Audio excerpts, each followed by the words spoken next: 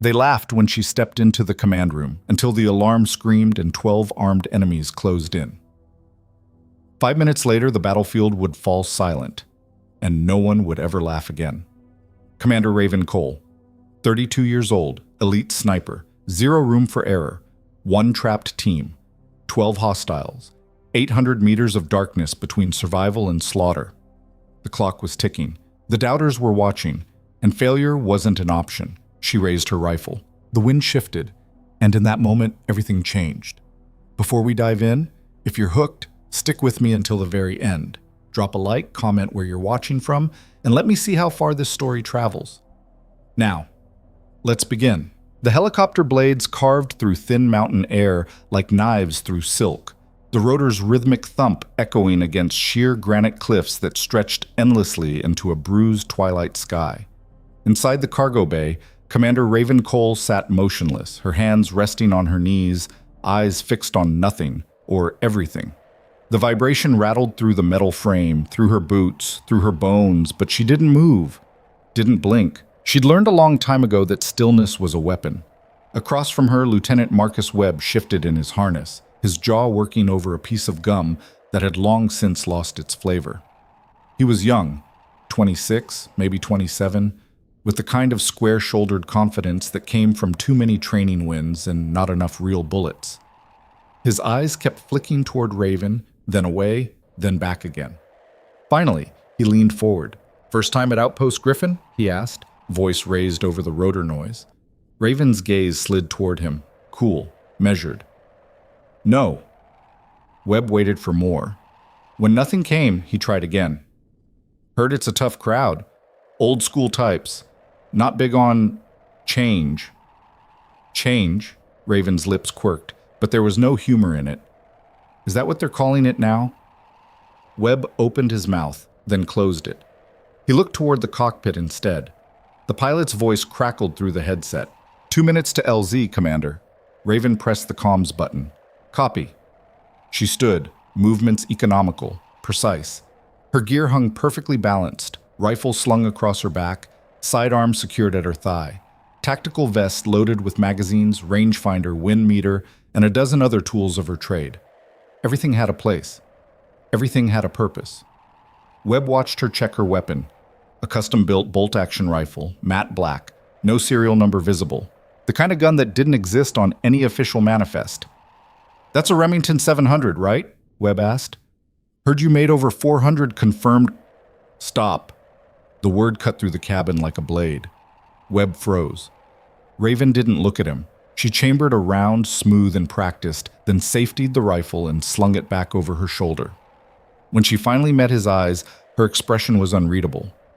"Numbers don't matter," she said quietly. "Only the shot that counts." The helicopter banked hard, descending rapidly. Through the open side door, the outpost materialized from the dust and fading light, a cluster of prefab structures surrounded by sandbags, razor wire, and watchtowers that looked like skeletal fingers clawing at the sky. The place had been carved into the mountainside like a wound, functional and brutal. The skids touched down. Dust exploded outward in a blinding cloud. Raven stepped out before the wheels fully settled, her boots hitting packed earth. The rotor wash tore at her jacket, whipped her dark hair across her face. She swept it back with one hand, scanning the compound with the kind of practice sweep that missed nothing. Guard positions, sight lines, dead zones. A cluster of men stood near the main building, arms crossed, faces hard. Waiting. Webb jumped down behind her, shouldering his pack. "Welcoming committee," he muttered. Raven didn't respond. She was already moving, crossing the landing zone with long, purposeful strides. The helicopter lifted off behind them, its thunder fading into the distance until all that remained was wind and silence. The men didn't move as she approached, 5 of them, ranging from mid-30s to pushing 50. Combat veterans, every one of them. She could see it in the way they stood, the scars on their hands, the 1,000-yard stare that never quite left their eyes. The one in front was built like a stone wall, 6'2", 220, with a buzz cut gone silver at the temples and a jaw that looked like it had been chiseled from granite. His uniform was starched despite the dust, rank insignia crisp. Major. His name tape read Stone. He looked Raven up and down, slow and deliberate, then glanced at the men beside him. Someone snorted. Not loud, just enough. "Commander Cole," Stone said. His voice was gravel and whiskey. "Welcome to Griffin." "Major." Raven stopped 6 feet out, hands relaxed at her sides. "Neutral ground."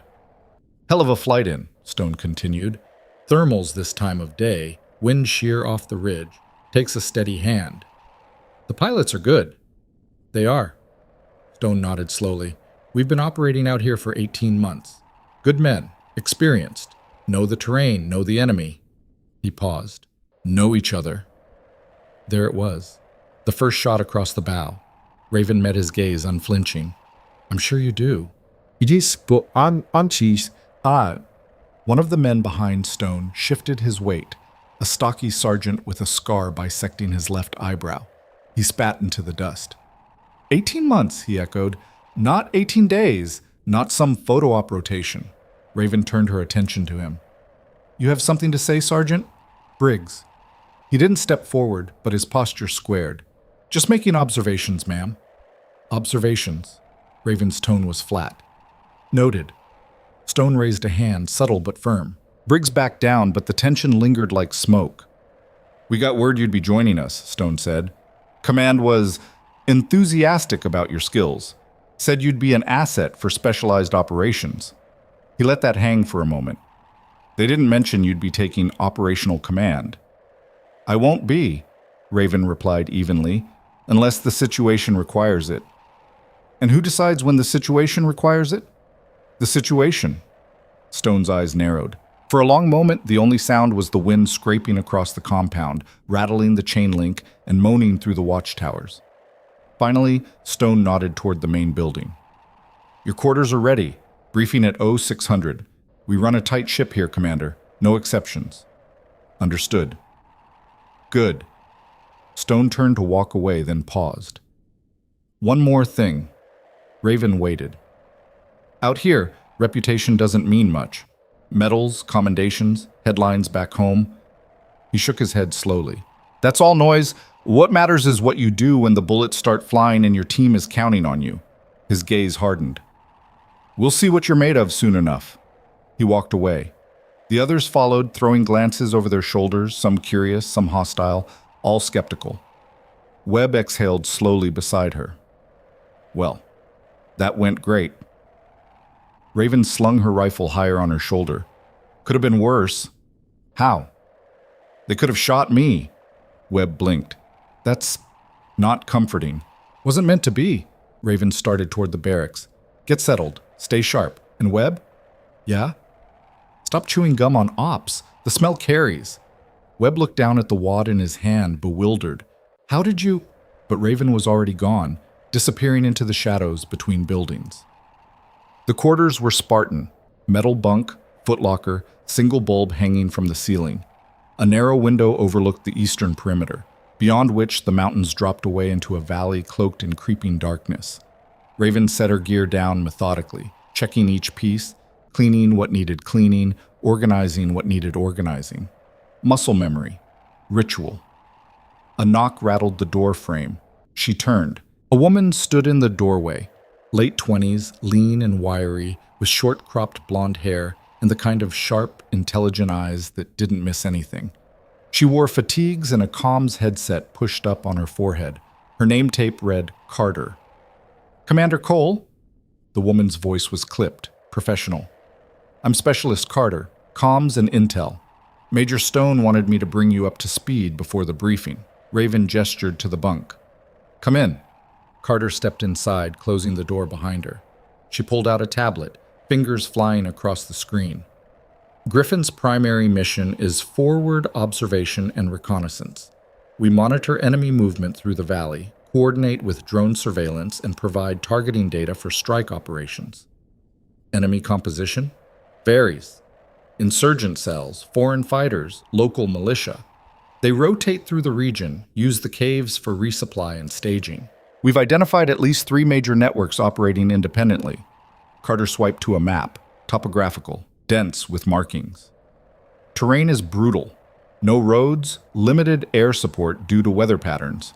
If something goes wrong out there, extraction is..." Complicated. How complicated?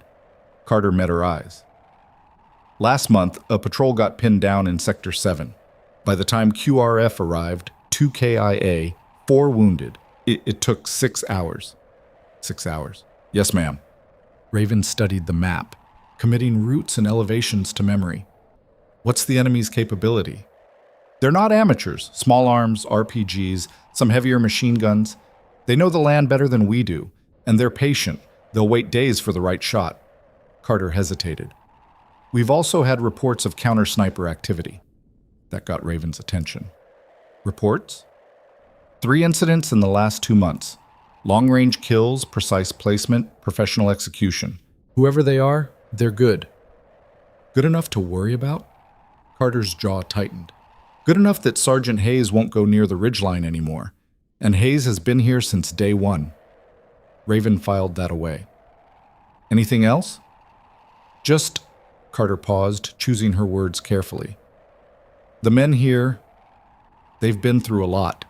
They're tired. Some of them are angry, and most of them don't think a woman belongs in the field, let alone in command. I know. I'm just saying, don't expect them to make it easy. Raven's expression didn't change. I don't expect anything. I just do the job. Carter studied her for a moment, then nodded slowly. Fair enough. She stood, heading for the door, then stopped. For what it's worth, Commander, I hope you prove them wrong. I don't care about proving anyone wrong, Specialist. I care about bringing people home.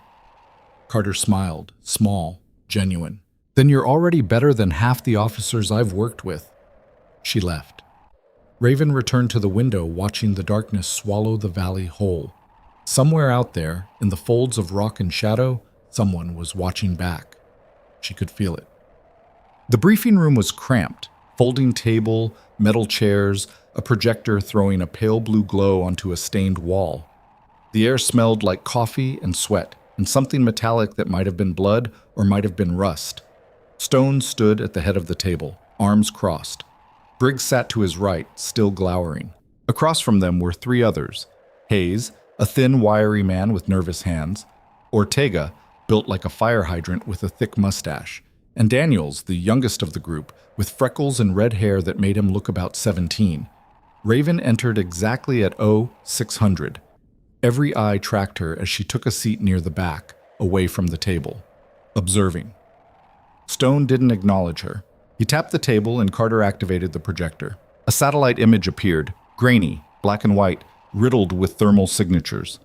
Sector 9, Stone began. 18 clicks northeast. Intelligence indicates a high-value target. Foreign operative coordinating weapons shipments through the valley. Codename, Wraith. Briggs leaned forward. What's the play? Recon team inserts at dawn, establishes Overwatch, confirms identity. If positive ID, we call in an airstrike. And if the weather scrubs the strike? Ortega asked. Stone's expression darkened. Then the recon team extracts and we try again. Raven spoke for the first time. What's the backup plan if the team gets compromised? Every head turned. Stone's jaw worked. QRF mobilize. Standard protocol. QRF response time? 45 minutes to an hour, depending on conditions. And if they're pinned down in hostile terrain with limited cover and overwhelming enemy fire? Silence. Stone's eyes narrowed. What are you suggesting, Commander? Raven leaned back in her chair, fingers steepled. I'm asking what happens when the plan fails. Because plans always fail. Briggs slammed his hand on the table. We've run dozens of ops out here. We know what we're doing. I'm sure you do, Raven said calmly, but knowing and adapting aren't the same thing. Maybe where you come from, they send people in without a plan.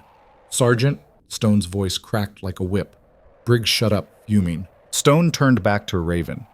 If you have a suggestion, Commander, now's the time. Raven stood, moving to the map. She traced a finger along a ridgeline overlooking Sector 9. Sniper Overwatch, here. 800 meters, clear line of sight, multiple egress routes. If the team gets hit, I can provide suppressing fire and delay enemy movement until QRF arrives. 1 shooter? Hayes looked incredulous. Against how many? Enough. Ortega shook his head. That's insane. That's my job. Stone studied her, expression unreadable. You're talking about going in solo. No spotter, no backup.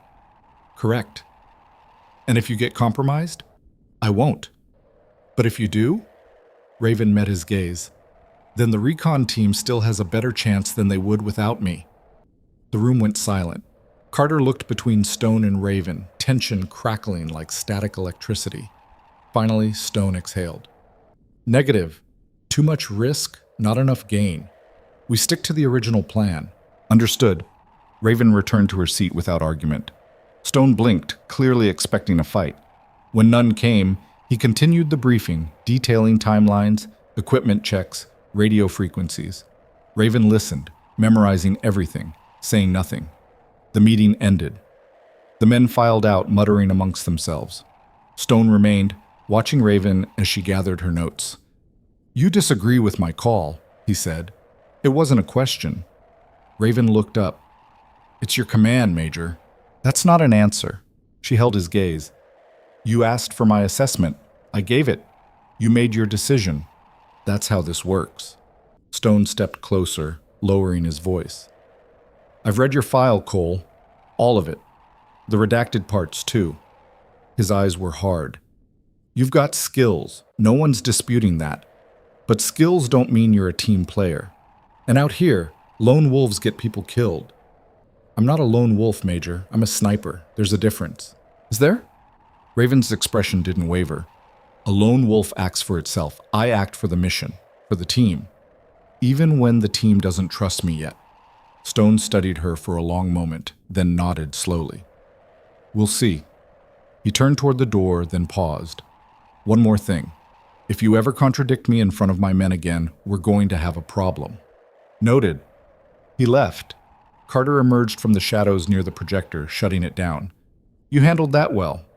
Did I? Better than I would have. Carter coiled a cable around her hand. For what it's worth, I think you're right about the Overwatch. Doesn't matter what I think, matters what he decides. Still, Carter glanced toward the door. Just watch your back, Commander. Stone's a good officer, but he's old school. And old school doesn't like being challenged. Raven slung her rifle over her shoulder. Old school doesn't like a lot of things. Doesn't mean they're wrong. And if they are, then people die. Raven headed for the door. That's why we don't let them be wrong. The days blurred together. Patrols, maintenance, waiting. Raven kept to herself, running solo training drills at dawn, practicing calculations in the makeshift range they'd carved into the hillside. She didn't join the men for meals, didn't participate in the banter, the card games, the late-night bullshit sessions that kept morale from crumbling entirely.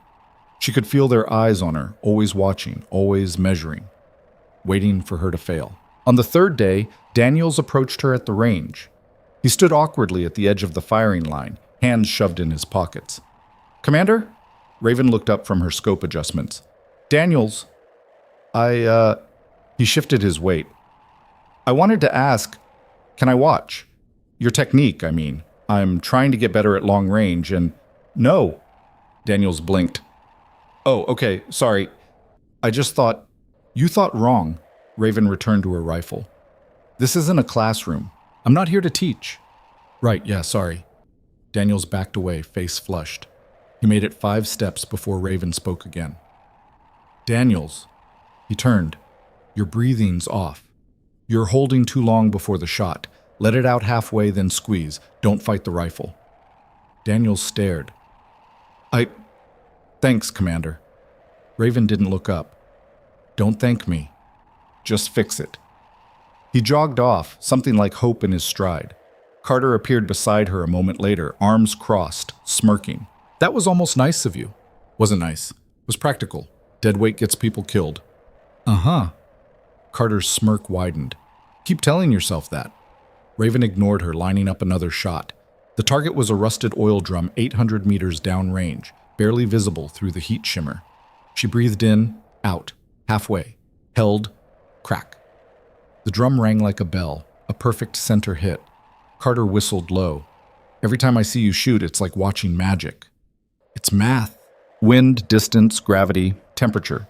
No magic, just variables. Sure. Carter squinted downrange. But most people can't solve that equation in 2 seconds. Then they should practice more. Before Carter could respond, a voice crackled over the radio clipped to her vest. All personnel, this is Overwatch. We have movement in Sector 7, multiple contacts, heavy weapons. Recon Team Delta is engaged. I repeat, Delta is engaged and taking fire. Carter's expression shifted instantly. All business. She pressed her comms. Copy, Overwatch, status? The radio hissed, then a new voice broke through, younger, panicked, overlaid with the unmistakable crack, crack, crack of gunfire. This is Delta 2. We're pinned down, southeast ridge. They came out of nowhere. 12, maybe 15 hostiles. We've got 2 wounded, can't move. They're closing in. Stone's voice cut in, harsh and controlled. Delta, hold position. QRF is mobilizing. ETA 40 minutes. 40 minutes? We don't have... Explosions boomed through the transmission. Screaming, then static. Carter's face went pale. Jesus! Raven was already moving, slinging her rifle, grabbing her gear. Carter grabbed her arm. What are you doing? My job. Stone said, hold. Raven pulled free, eyes hard. He didn't say do nothing. She sprinted toward the command building. Carter followed, shouting into her radio. Commander Cole is moving. Someone stop her! Raven burst through the command room door. Stone was bent over a map, radio handset pressed to his ear, coordinating the QRF. He looked up, eyes blazing. Cole, stand down. They don't have 40 minutes. Raven planted her hands on the table, leaning in. I can be in position in 15. Provide covering fire. Buy them time. Negative, too risky. They're dying right now. And I'm not sending you on a suicide run. It's not suicide. Raven's voice was steel. It's the only option that doesn't end with body bags. Stone slammed the handset down. This is my command. You follow orders or you're grounded.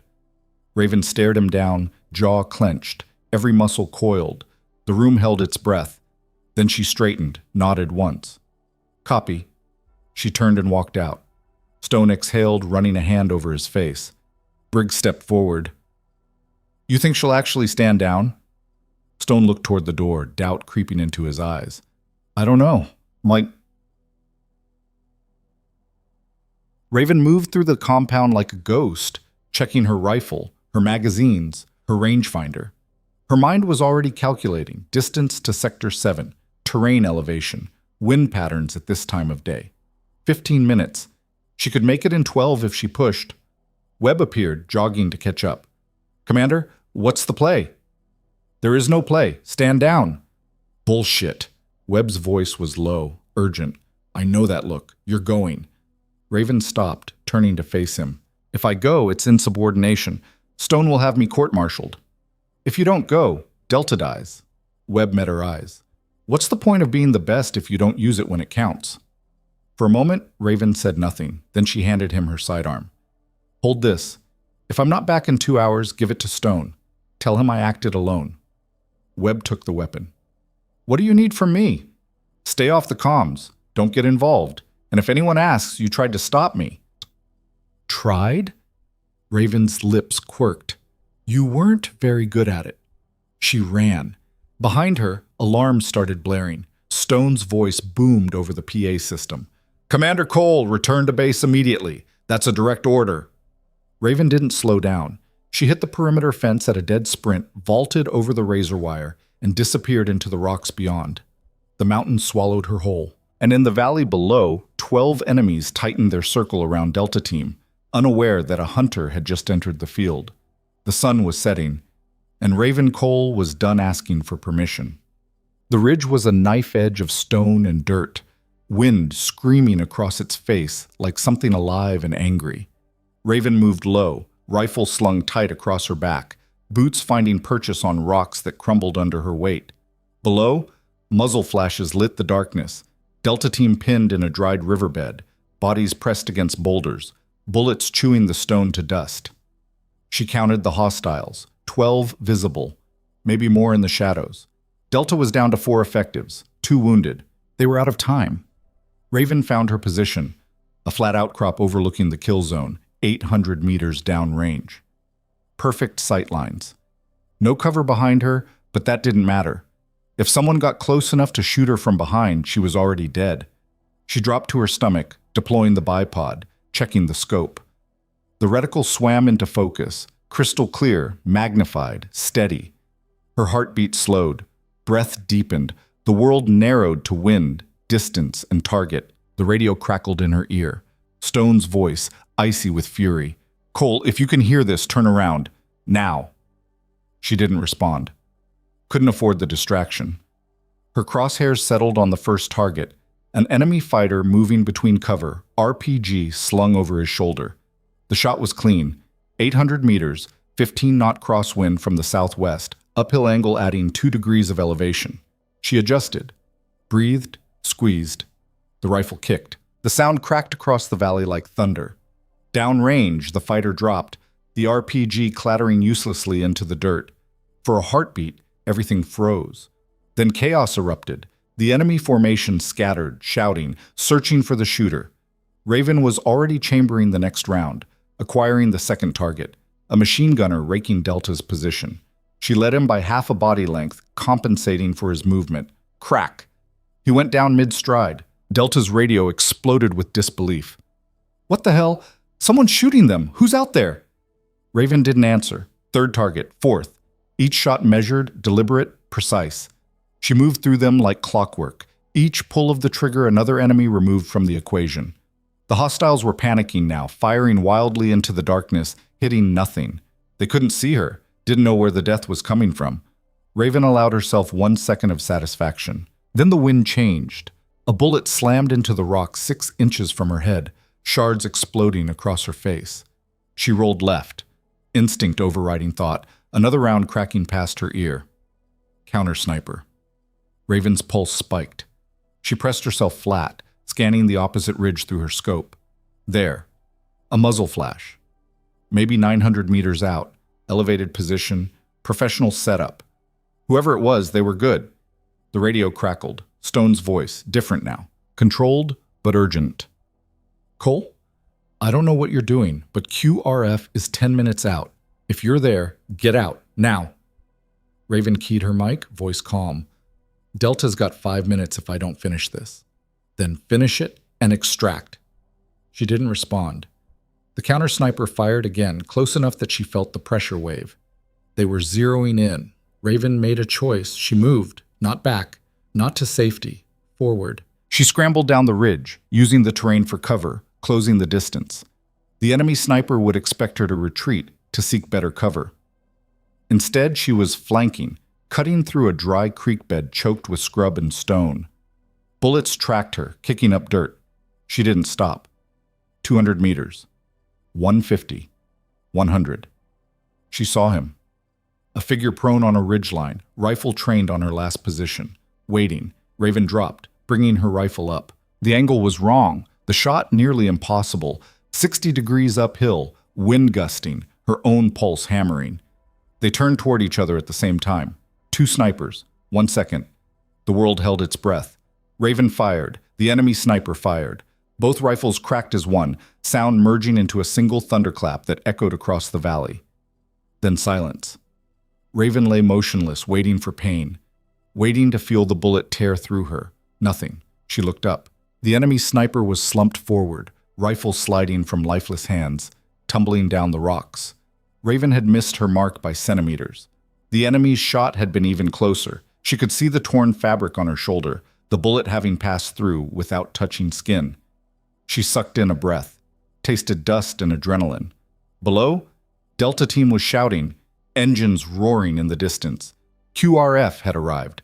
Raven stood slowly, legs shaking, rifle still raised. The battlefield had gone quiet. No more muzzle flashes, no more screaming, just wind and darkness and the distant thump of helicopter blades. She keyed her radio. "Delta, sound off." A breathless voice responded. "Delta 2, we're all here, all alive. Jesus Christ, who..." "Extraction in 30 seconds. Move."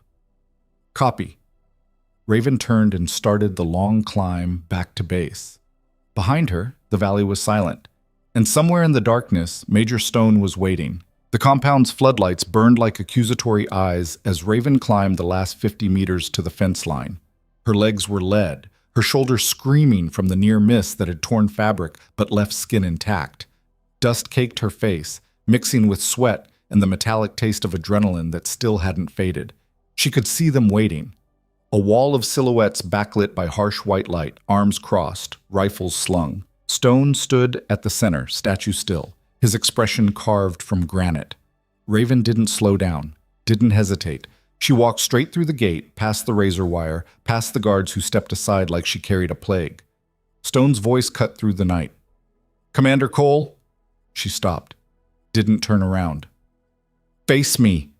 Raven pivoted slowly. Her rifle hung loose at her side, barrel pointed down, safety on. Non-threatening. But her eyes were anything but. Stone closed the distance between them, boots crunching on gravel. When he spoke, his voice was low enough that only she could hear it. "You disobeyed a direct order." "Yes, sir." "You endangered yourself and compromised operational security." "Yes, sir." "You acted without authorization, without backup, and without regard for chain of command." Raven met his gaze head on. "Yes, sir." Stone's jaw worked. Behind him, Briggs muttered something to Ortega, both of them watching like spectators at an execution. Carter stood apart from the group, her expression unreadable. "Delta Team is alive," Raven said quietly. "All of them.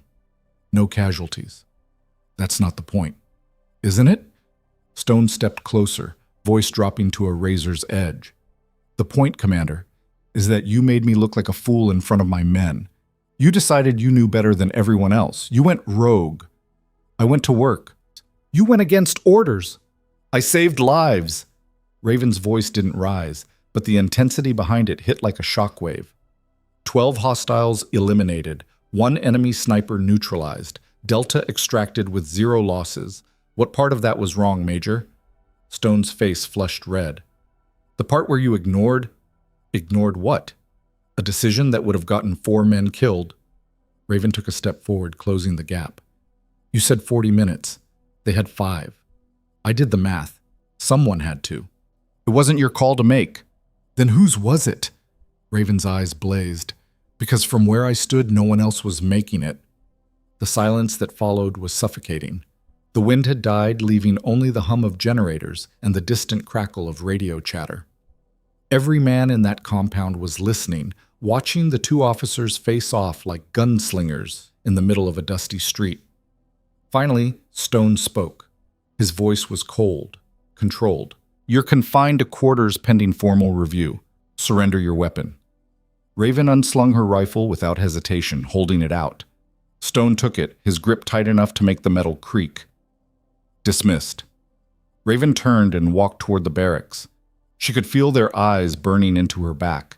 Some satisfied, some confused, some quietly impressed. She didn't care. Didn't look back. Webb appeared beside her halfway across the compound, falling into step.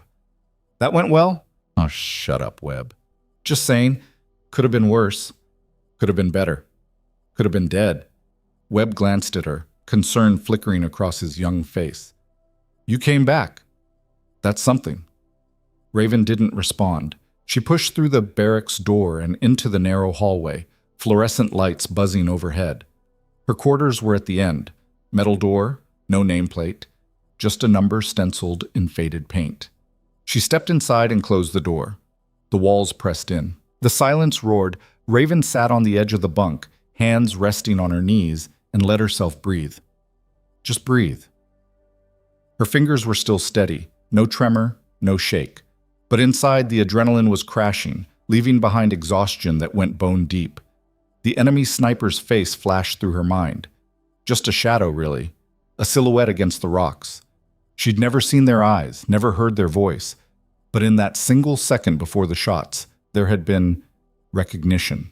2 predators acknowledging each other across the void. Only one had walked away. A knock rattled the door. Raven didn't move. "Go away!" The door opened anyway. Carter stepped inside, carrying a medkit and a canteen. She shut the door behind her, leaning against it. "You're bleeding." Raven touched her cheek, fingers coming away dark. "Shrapnel, it's nothing. Let me be the judge of that." Carter crossed the room, dropping the kit on the bunk. Sit still. Raven didn't argue. Carter worked quickly, cleaning the cuts with antiseptic that stung like fire, applying butterfly bandages where needed. Her hands were steady, practiced. "You've done this before," Raven said. "Combat medic. 2 deployments before I switched to comms." Carter pressed gauze to a deeper cut above Raven's eyebrow. "Hold that." Raven obeyed. They sat in silence for a moment, the only sound the rustle of packaging and the distant hum of the bass. Finally, Carter spoke. "They're calling you crazy, you know." "I know. Briggs says you have a death wish." "Briggs says a lot of things." Carter smiled faintly. "Yeah, he does." She taped the gauze down, then sat back, studying Raven. "Delta Team wants to thank you. Stone won't let them near you, but they know what you did. They don't owe me anything.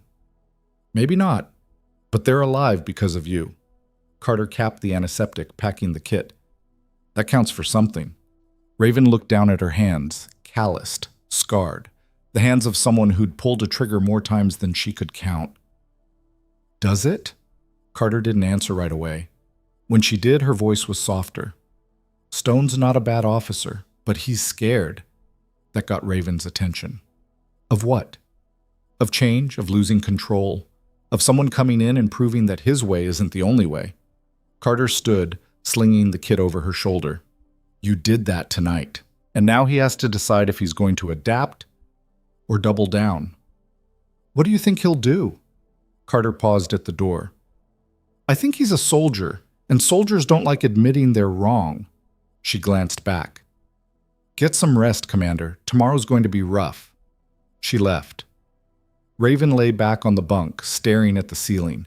Pipes ran overhead, streaked with rust and condensation. Somewhere in the distance, a generator coughed and sputtered before settling back into rhythm. She closed her eyes, and for the first time in hours, her hands began to shake. Morning came harsh and unforgiving. Raven woke to the sound of boots outside her door. Guards, Stone had posted them. She dressed in silence, checked her gear out of habit, then realized she had no rifle to check. It felt wrong, like missing a limb. The door opened without a knock. Stone stood framed in the doorway, backlit by pale dawn. His expression was unreadable. "Walk with me." It wasn't a request. Raven followed him out into the compound. The sun was just cresting the mountains, painting the sky in shades of bruised purple and burning orange. The air was cold, sharp enough to cut. They walked in silence past the motor pool, past the supply depot, out toward the perimeter fence where the land dropped away into nothing. Stone stopped at the edge, hands clasped behind his back, staring out at the valley. "I spoke to command," he said finally. "Told them what happened." Raven waited. "They're impressed." The word came out like he was chewing glass. "Delta Team confirmed your kill count. 12 hostiles, 1 counter sniper. All targets eliminated with precision at extreme range under combat conditions." He paused. "They're calling it one of the most effective single-operator interventions in recent memory." "I did my job." "You did more than that." Stone turned to face her, and for the first time she saw something other than anger in his eyes. Confusion. Maybe even respect. "You saved 4 lives.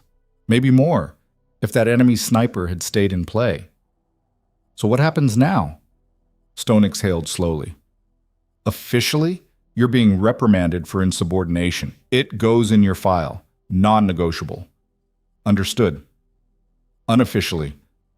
He looked away, jaw tight. "I was wrong. About the Overwatch. About you." The words came out like pulling teeth. "If I'd listened, we could have coordinated, made it cleaner, safer." Raven said nothing. "But you didn't wait for that, did you? You saw a problem and solved it. Damn the consequences." Stone shook his head. "I don't know if that makes you brave or insane." "Maybe both." A ghost of a smile touched his lips. "Yeah, maybe both." He pulled something from his jacket, her rifle, freshly cleaned, the scope realigned. He held it out. "We need you operational. Command wants you integrated into the team. Properly this time." Raven took the rifle, the weight familiar and grounding. "What changed?" "Nothing. Everything."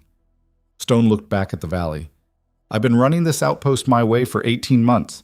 Good men, solid tactics, zero tolerance for deviation. It worked, until it didn't. He met her eyes. You showed me there's another way. I don't have to like it, but I can't ignore it. And the men? The men will follow orders.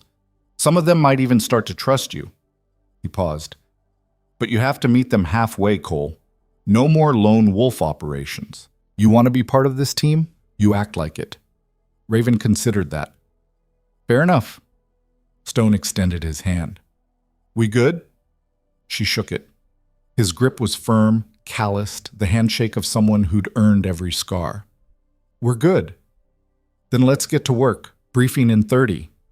Stone started back toward the command building, then stopped. One more thing.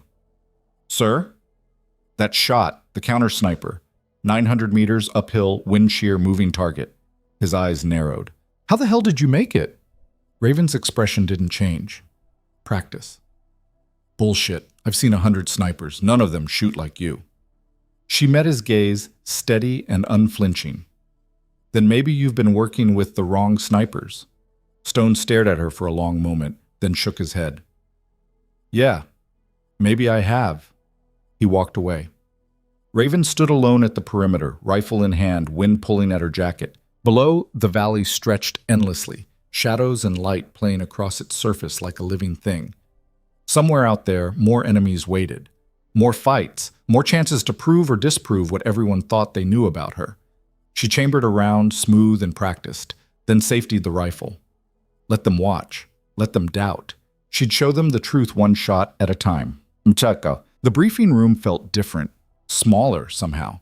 Or maybe it was just the way the men looked at her, not with hostility now, but something closer to wary curiosity, like she was a new variable in an equation they hadn't solved yet.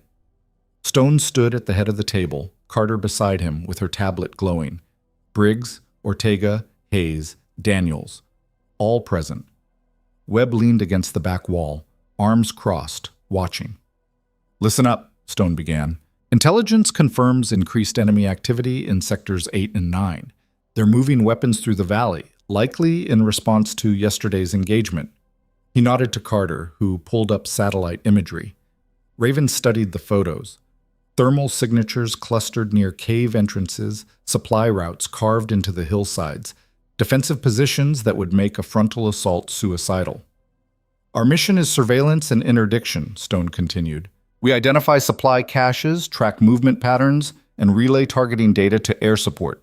He looked directly at Raven. Commander Cole will provide long-range overwatch. Daniels, you're her spotter. Daniels straightened, eyes wide. Me? You wanted to learn from the best. Here's your chance. Stone's tone left no room for argument.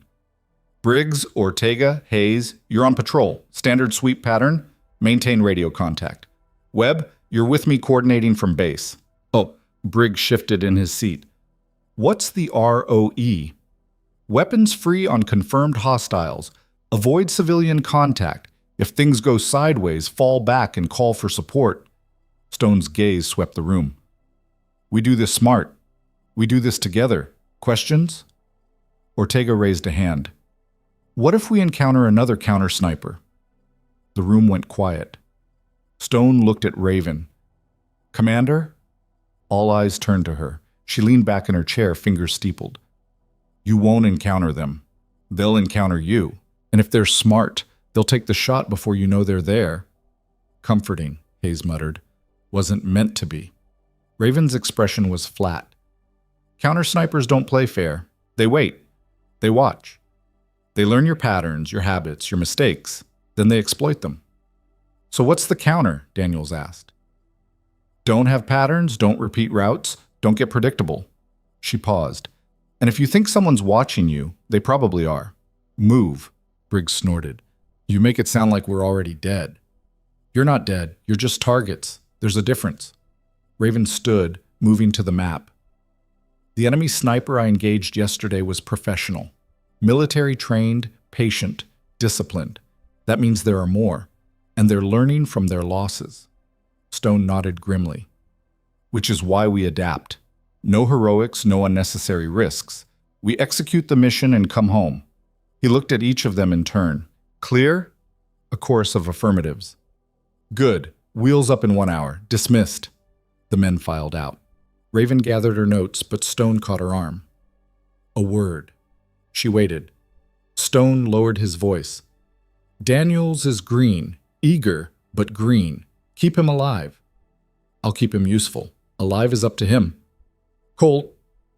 He volunteered for this, Major. I'll teach him what I can. But out there, mistakes get punished fast. He needs to understand that. Stone's grip tightened. Just try not to break him, okay? Raven's lips quirked. No promises. The helicopter carved through thin air, rotors thundering, the valley spreading below like a wrinkled map. Raven sat across from Daniels, watching him check and recheck his gear, rangefinder, notepad, binoculars, radio.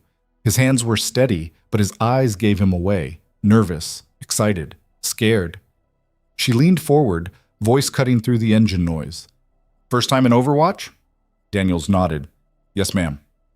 What do you know about spotting? Call win, distance, adjustments, mark targets, keep the shooter informed. That's the basics. Want to know the hard part? He swallowed. What's the hard part? Staying calm when everything goes to hell. Raven held his gaze. Out there, you're my second set of eyes. If you panic, I miss. If I miss, people die. Understand? Yes, ma'am.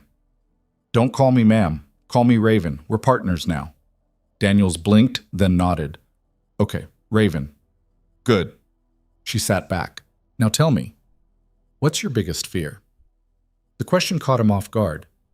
My fear? Everyone's got one. What's yours? Daniels hesitated, then spoke quietly. Freezing. When it matters. I'm afraid I'll just lock up. You will. His eyes widened. What? You'll freeze. At some point, your brain will hit overload and your body will stop responding. It happens to everyone. Raven leaned forward again. The question is what you do after. Do you stay frozen or do you push through? How do you push through? Training, repetition, muscle memory. She tapped her temple. And accepting that fear is just information. It tells you you're in danger. What you do with that information is up to you. Daniels nodded slowly, absorbing that. The pilot's voice crackled through the headset. 2 minutes to drop zone. Raven stood, checking her rifle one last time. Stay close. Watch everything. And if I tell you to move, you move. No questions, no hesitation. Got it. They jumped out into wind and dust, the helicopter lifting away immediately. The ridge stretched before them, rocky, exposed, offering both opportunity and danger in equal measure. Raven moved uphill, Daniels following. They found a position overlooking the valley, 800 meters to the nearest cave entrance, clear sight lines, multiple egress routes. Here, Raven said, dropping to her stomach. Daniels followed suit, pulling out his rangefinder. Ranging targets, he muttered, scanning the valley. Cave entrance, 815 meters. Supply route, 900 meters. Rock formation. Don't just call numbers. Tell me what matters. Daniels paused, thinking. Cave entrance is the primary choke point. Any movement there, we see it first. Good. What else? Winds shifting. Southwest, maybe 10 knots. Temperatures dropping. Air's getting denser. Better? Raven settled behind her scope, adjusting for elevation. Keep talking. I need constant updates. For the next hour, they worked in silence, broken only by Daniel's whispered observations. Raven watched the valley, watched the shadows, watched for anything that didn't belong, then movement. Contact, Daniels whispered. Cave entrance. 3 individuals, armed, a K-pattern rifles. Raven found them in her scope. 3 men, moving casually, no tactical discipline. Smugglers, maybe. Or lookouts. Range? 820, wind southwest, 11 knots. Raven calculated, adjusted. Her finger rested on the trigger guard, not the trigger. Not yet. The radio crackled. Briggs's voice. Overwatch, this is Patrol 1. We have eyes on the same targets. Request clearance. Stone's voice cut in. Negative. Observe only. Do not engage unless fired upon. Raven kept her crosshairs steady. The men below were laughing about something, gesturing animatedly. Oblivious. Then one of them stopped, turned, looked directly up at the ridge. Raven's pulse didn't change, didn't flinch, just watched.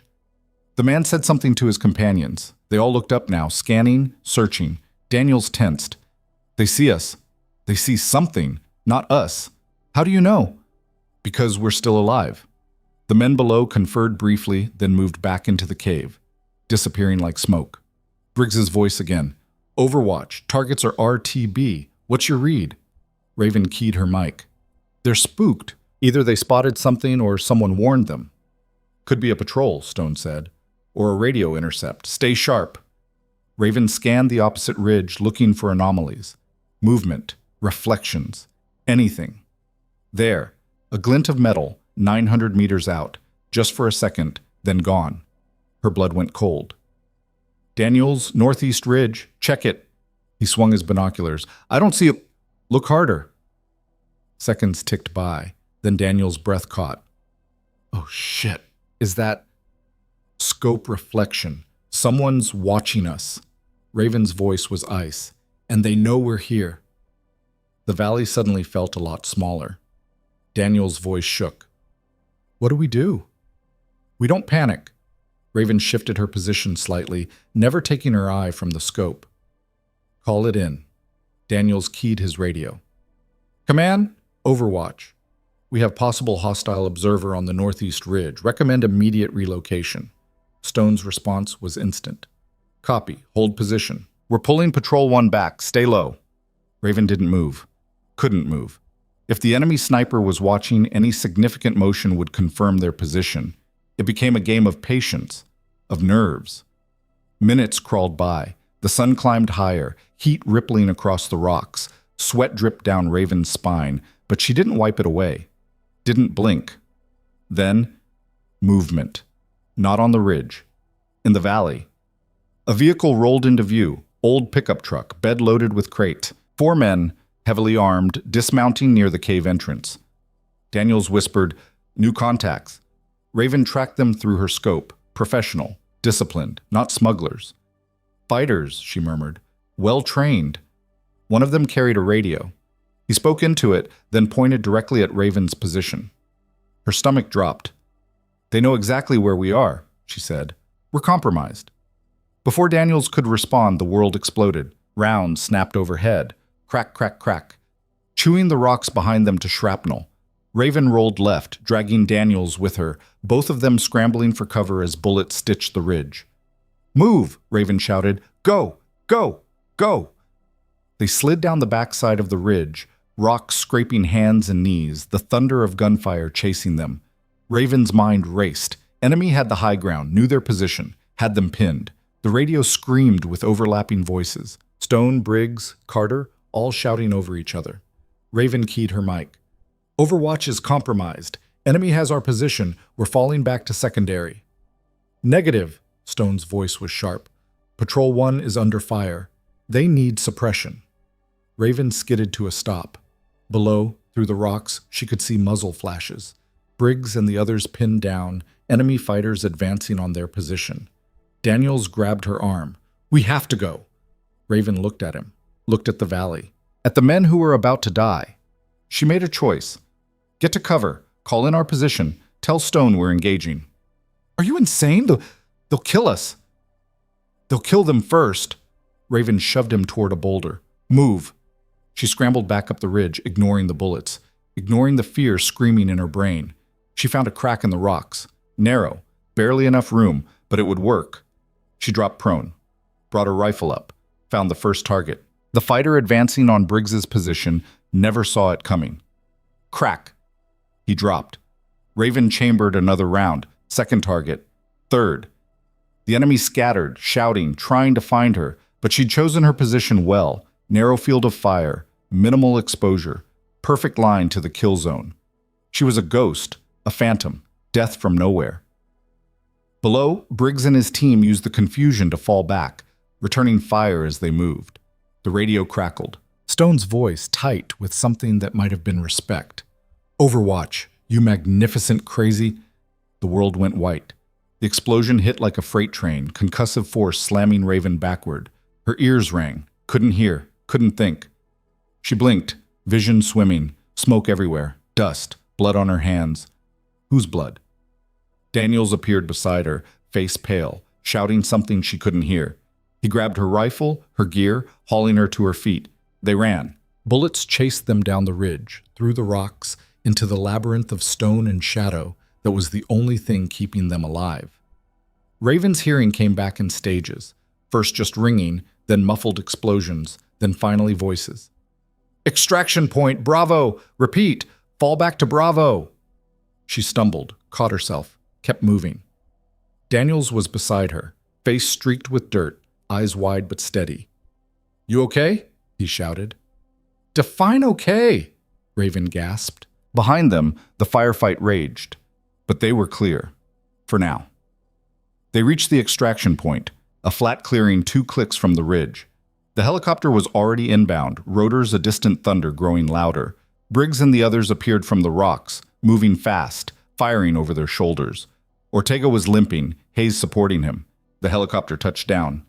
They piled in, the bird lifting off even before the door was closed. Raven collapsed against the bulkhead, chest heaving.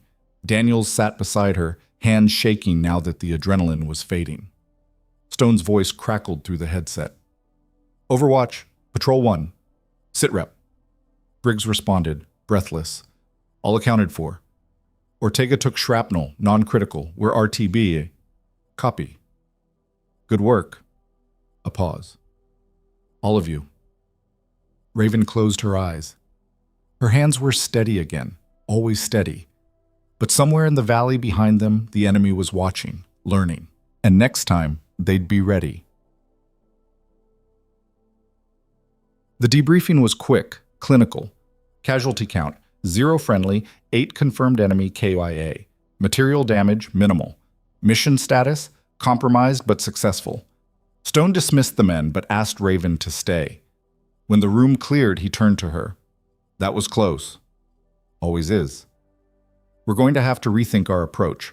They're adapting faster than expected. Stone pulled up a map. I want you to start training the others. Counter-surveillance, advanced positioning, anti-sniper tactics. Raven raised an eyebrow. You trust me with that? I trust results. And today, you got results. He met her eyes. But I need you to understand something, Cole. You keep pulling off impossible shots, people are going to start asking questions. What kind of questions?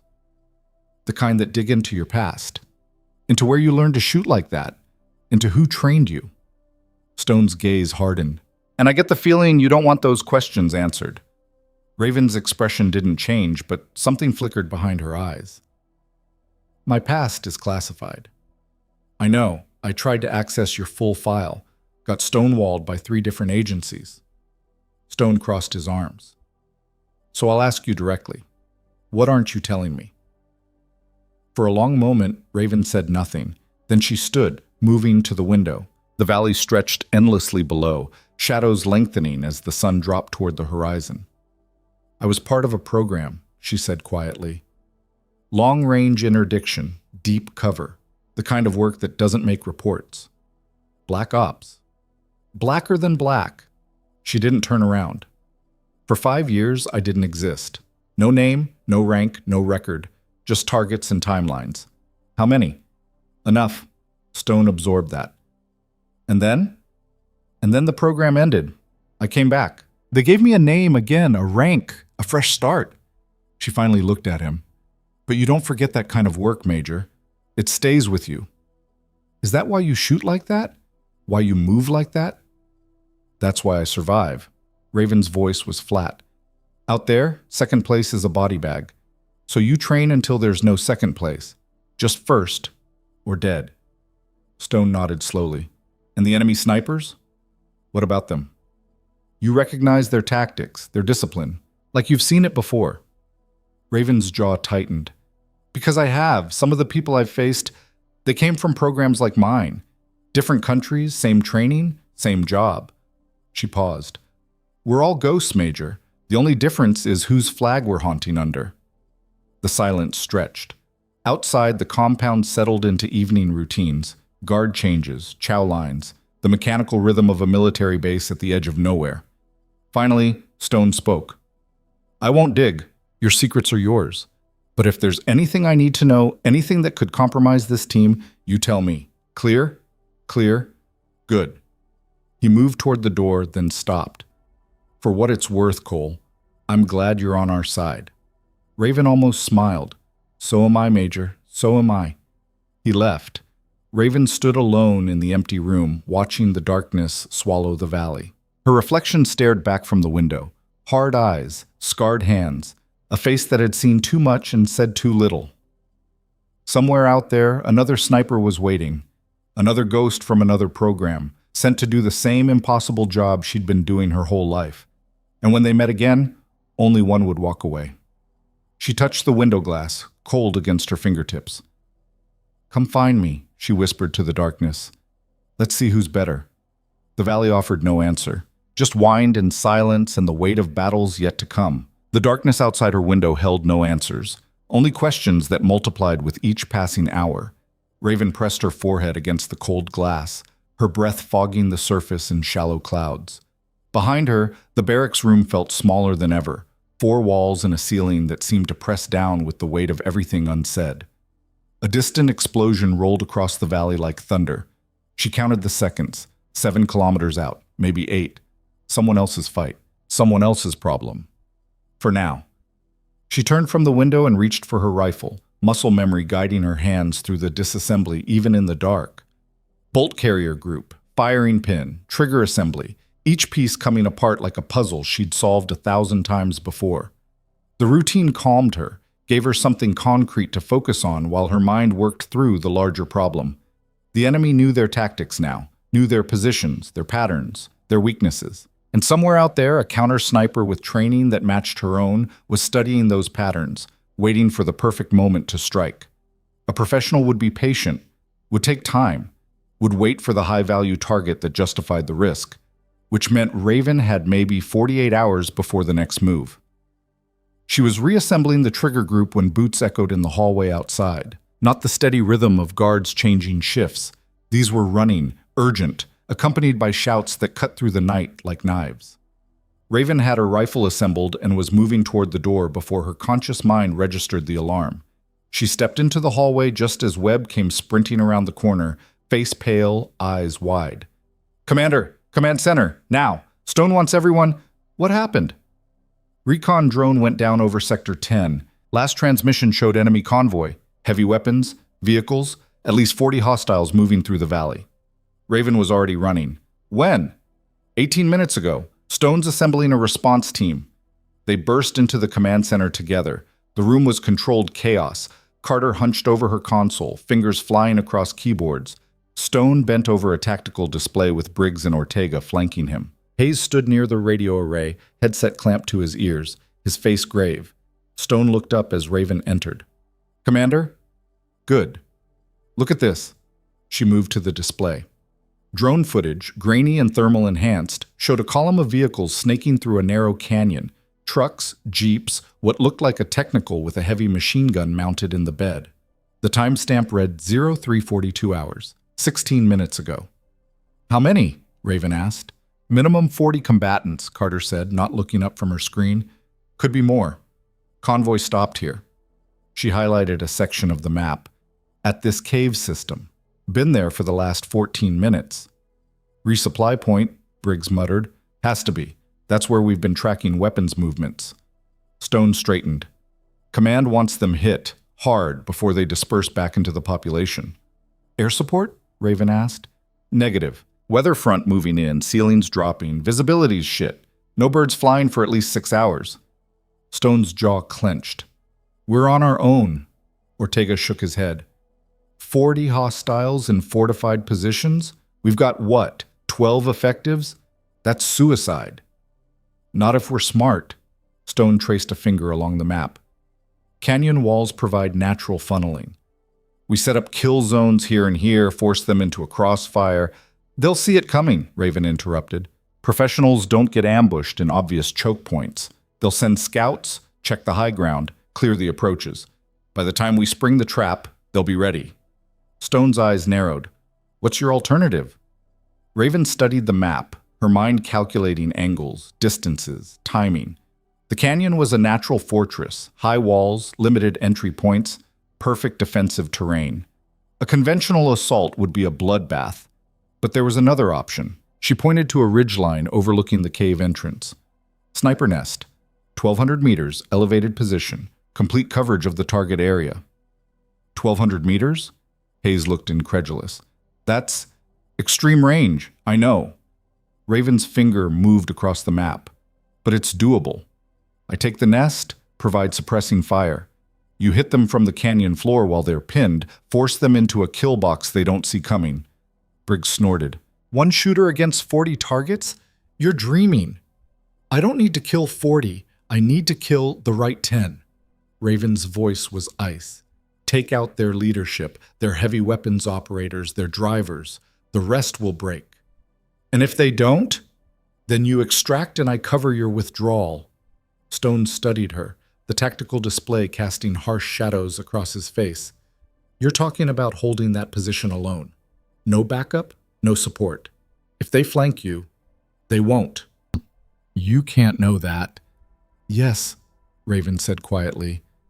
I can. The room went silent. Carter stopped typing. Hayes lowered his headset. Every eye turned to Raven, waiting. Stone leaned back against the table, arms crossed. Convince me. Raven met his gaze. The enemy thinks in patterns. They know we've been running conventional ops, patrols, recon teams, standard tactics. They're ready for that. What they're not ready for is a single operator executing precision strikes from extreme range. She paused. It's not what they expect, and in combat, the unexpected is the most powerful weapon you have. Or the fastest way to get killed. Maybe. But it's also the only way 40 of them don't walk out of that canyon tonight. Stone looked at Briggs, at Ortega, at Carter. Reading their faces, measuring their doubts against the impossible math of the situation. Finally, he nodded.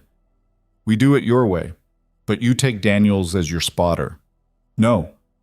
That's not negotiable, Commander. You don't go alone. Raven wanted to argue, but she saw the steel in Stone's eyes. This was the compromise. Take it or lose the mission entirely. Fine, but he follows my lead, no questions. Agreed. Stone turned to the room. Wheels up in 20 minutes. Carter, I want real-time drone coverage if you can get it. Hayes, monitor all enemy comms. If they sneeze, I want to know about it.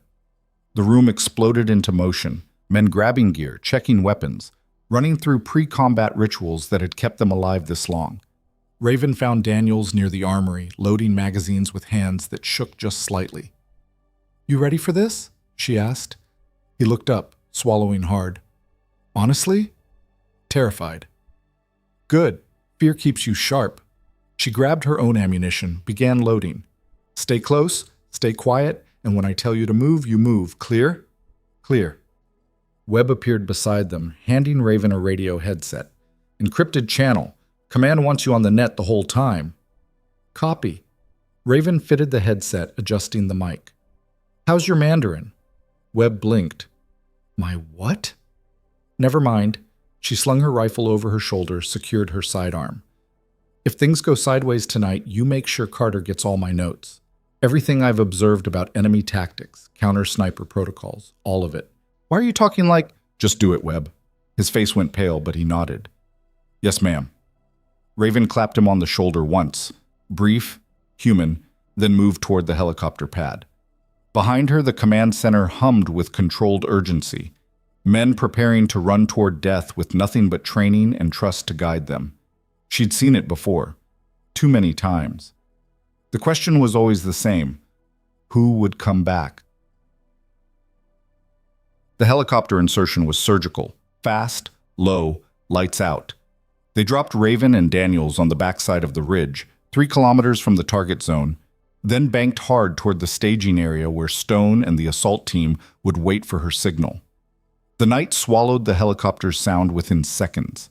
Raven knelt in the darkness, letting her eyes adjust. Beside her, Daniels breathed steady but quick, adrenaline already working through his system. 2 clicks to the nest, she whispered. 30 minutes if we're careful, 20 if we push. We pushing? We're pushing.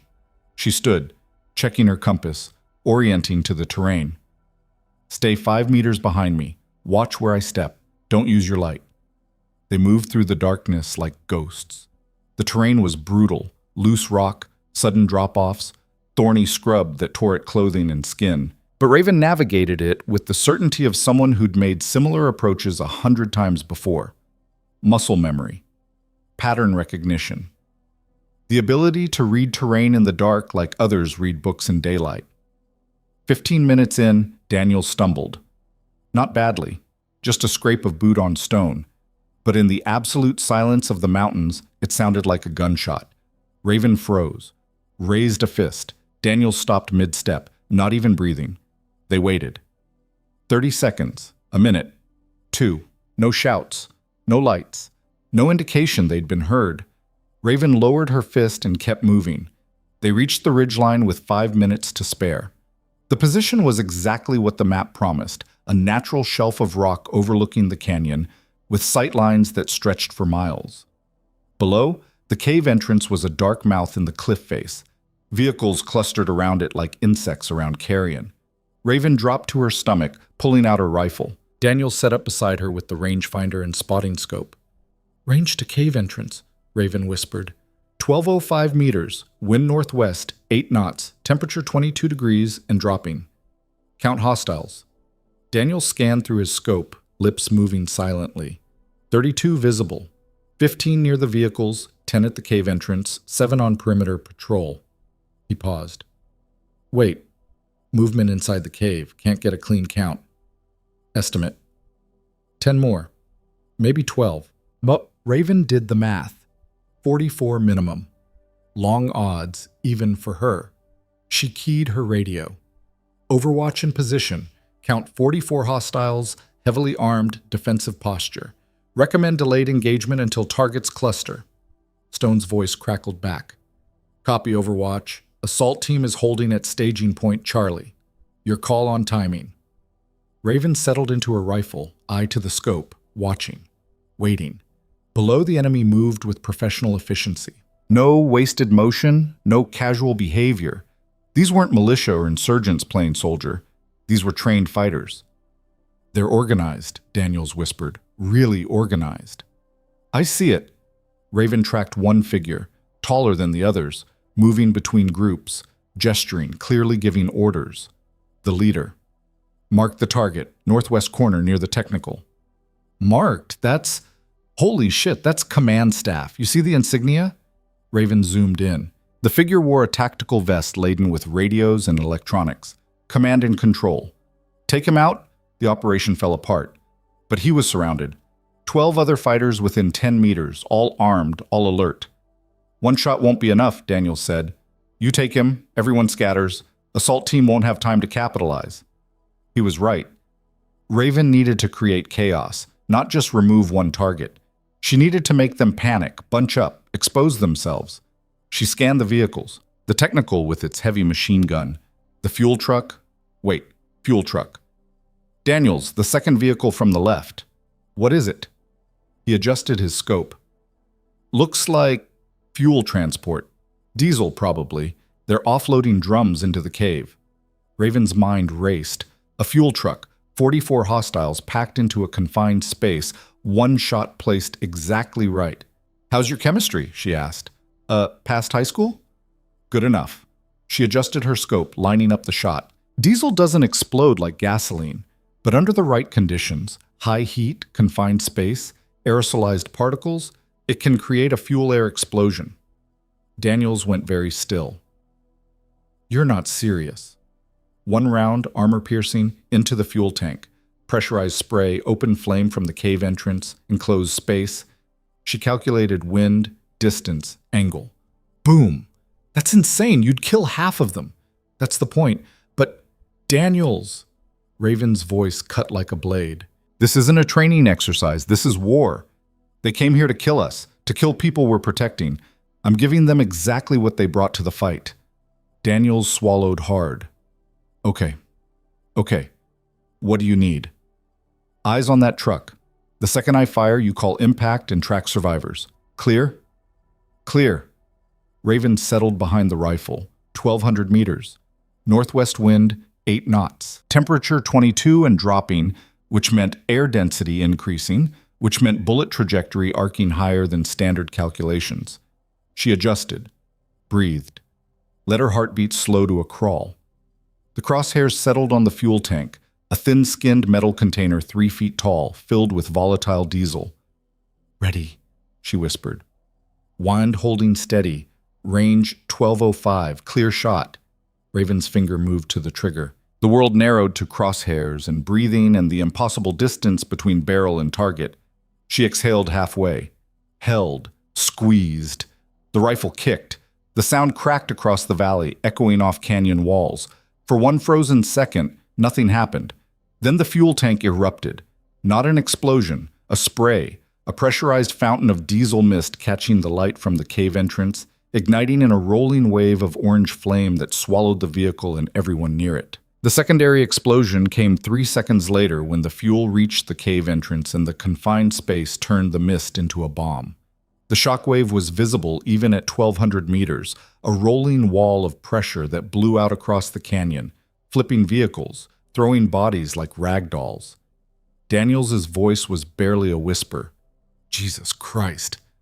Raven was already chambering the next round. "Count survivors." I'm seeing chaos. They're scattered." Daniels struggled to focus through the smoke and flame. "Maybe 20 still standing. No, 15. They're falling back to mark targets. Technical, 11 o'clock, 2 hostiles mounting the gun." Raven found them, leading the first by a fraction. Fired. The gunner dropped. Second target, same position. Crack. Down.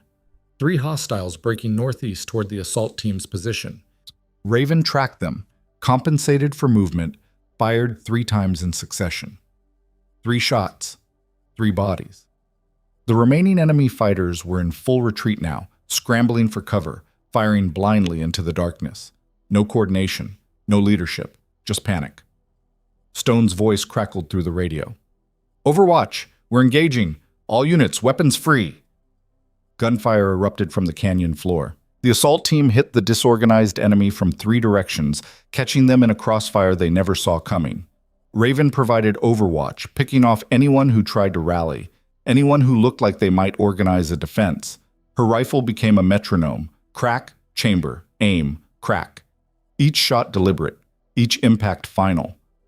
Daniels called targets, his voice steadier now, finding rhythm in the chaos. 6 o'clock, hostile with RPG. Crack. 3 more breaking east. Crack, crack, crack. The firefight lasted 4 minutes. When the smoke cleared, the canyon floor was silent except for the crackle of burning vehicles and the distant shouts of Stone's team securing the area. Raven safetied her rifle, sitting back from the scope. Her hands were rock steady, always steady. Daniels lowered his spotting scope, face pale. We just killed." "Don't count them," Raven said quietly. "It doesn't help." "How do you do it? How do you just turn it off?" "I don't." She looked at him, and for just a moment, the mask slipped. "I just don't let it stop me from doing the job." The radio crackled, Stone's voice, rough but triumphant. "Overwatch, assault team, area secure, 41 enemy KIA, 3 captured for interrogation. 0 friendly casualties." A pause. "That was one hell of a shot, Commander." Raven keyed her mic. "Just math, Major." "That wasn't math. That was art." Stone's voice carried something new, not just respect, but something closer to awe. "Get back to base. Drinks are on me. Copy. Overwatch out." She stood, slinging her rifle. "Let's move." They made the return journey in silence. Daniels kept looking at her like she was something alien, something he couldn't quite categorize or understand. The helicopter picked them up 40 minutes later. As they lifted off, Raven looked back at the canyon, at the burning vehicles, the smoke rising like a funeral pyre against the dawn. 41 enemies who would never threaten another outpost, never kill another soldier, never plant another bomb. The math was simple, but the weight of it never got lighter. The base was transformed when they returned. Men who'd ignored her before now stepped aside as she passed. Conversations stopped, eyes followed. Stone met her at the helicopter pad, hand extended. "Commander?" She shook it. "Major?" "That fuel truck shot. 1,200 meters in the dark." He shook his head slowly. "I've been in this business 20 years, never seen anything like it. It was the right shot at the right time. It was impossible." Stone gestured toward the command center. "Debrief in 10. And Cole?" "Sir?" "You just saved a lot of lives, mine included. I won't forget that." Raven nodded once and headed toward the barracks. She needed to clean her rifle, check her gear, write up the after-action report. The routine, the ritual. Carter intercepted her halfway across the compound. "Commander, I need to show you something." "Can it wait?" "No." Carter's expression was grave. "We pulled data from the downed drone before the engagement. There's footage you need to see." They detoured to Carter's workstation in the communication center. The specialist pulled up a video file, thermal imaging showing the enemy convoy approaching the canyon. "What am I looking for?" Raven asked. "Watch the fourth vehicle, the SUV." Raven watched. The SUV stopped briefly at a checkpoint, someone exiting and speaking to the guards. The thermal signature was different from the others. Cooler body temperature, deliberate movement patterns. Professional. Carter zoomed in, enhancing the image. Thermal imaging suggests this individual is wearing advanced kit. Maybe body armor with cooling systems, maybe something else. She paused. But watch what happens next. The figure moved to the ridgeline overlooking the canyon, set up a position. A rifle appeared in thermal outline, long-barreled precision equipment. A sniper's nest. Watching the same target area Raven had just destroyed. "They had Overwatch," Raven said quietly. "Yeah, and here's the thing." Carter pulled up another image, a freeze frame from moments before the fuel truck explosion. "This was captured by one of our helmet cams during the assault." The image showed a muzzle flash from a distant ridge, not from Raven's position, from the northeast. The enemy sniper, taking a shot at the exact moment Raven had fired. "They were targeting you," Carter said. "Or trying to. Shot went wide. You'd already moved to secondary position. But if you'd stayed in your primary nest..." Raven studied the image. The angle of the shot, the timing, the precision. This wasn't a random fighter. This was the same professional she'd dueled with before. And they'd almost succeeded. "Where's the shooter now?" Raven asked. "Unknown. Lost them in the chaos of the assault. Could be anywhere." Carter met her eyes. "They're hunting you specifically, Commander. This is personal for them." "Good." Raven's voice was flat. "Makes it easier." "Easier how?" "Predictable. If they want me, they'll come. And when they come, I'll be ready." Carter looked like she wanted to argue, but footsteps in the hallway cut her off. Briggs appeared, face flushed, eyes hard. "Command wants you. Now." Raven turned.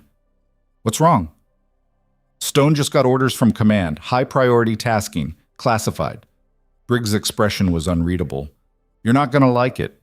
They moved through the base in tense silence. The command center was locked down, guards at the door, windows blacked out. Whatever was happening, it was need-to-know only.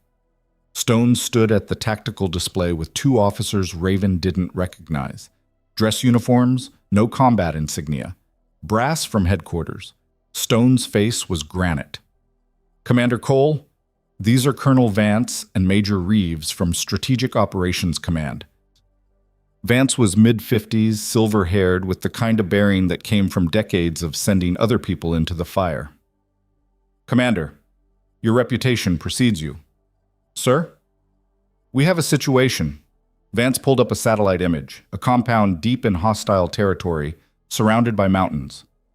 3 hours ago, a CIA intelligence team was compromised during a meeting with a high-value informant.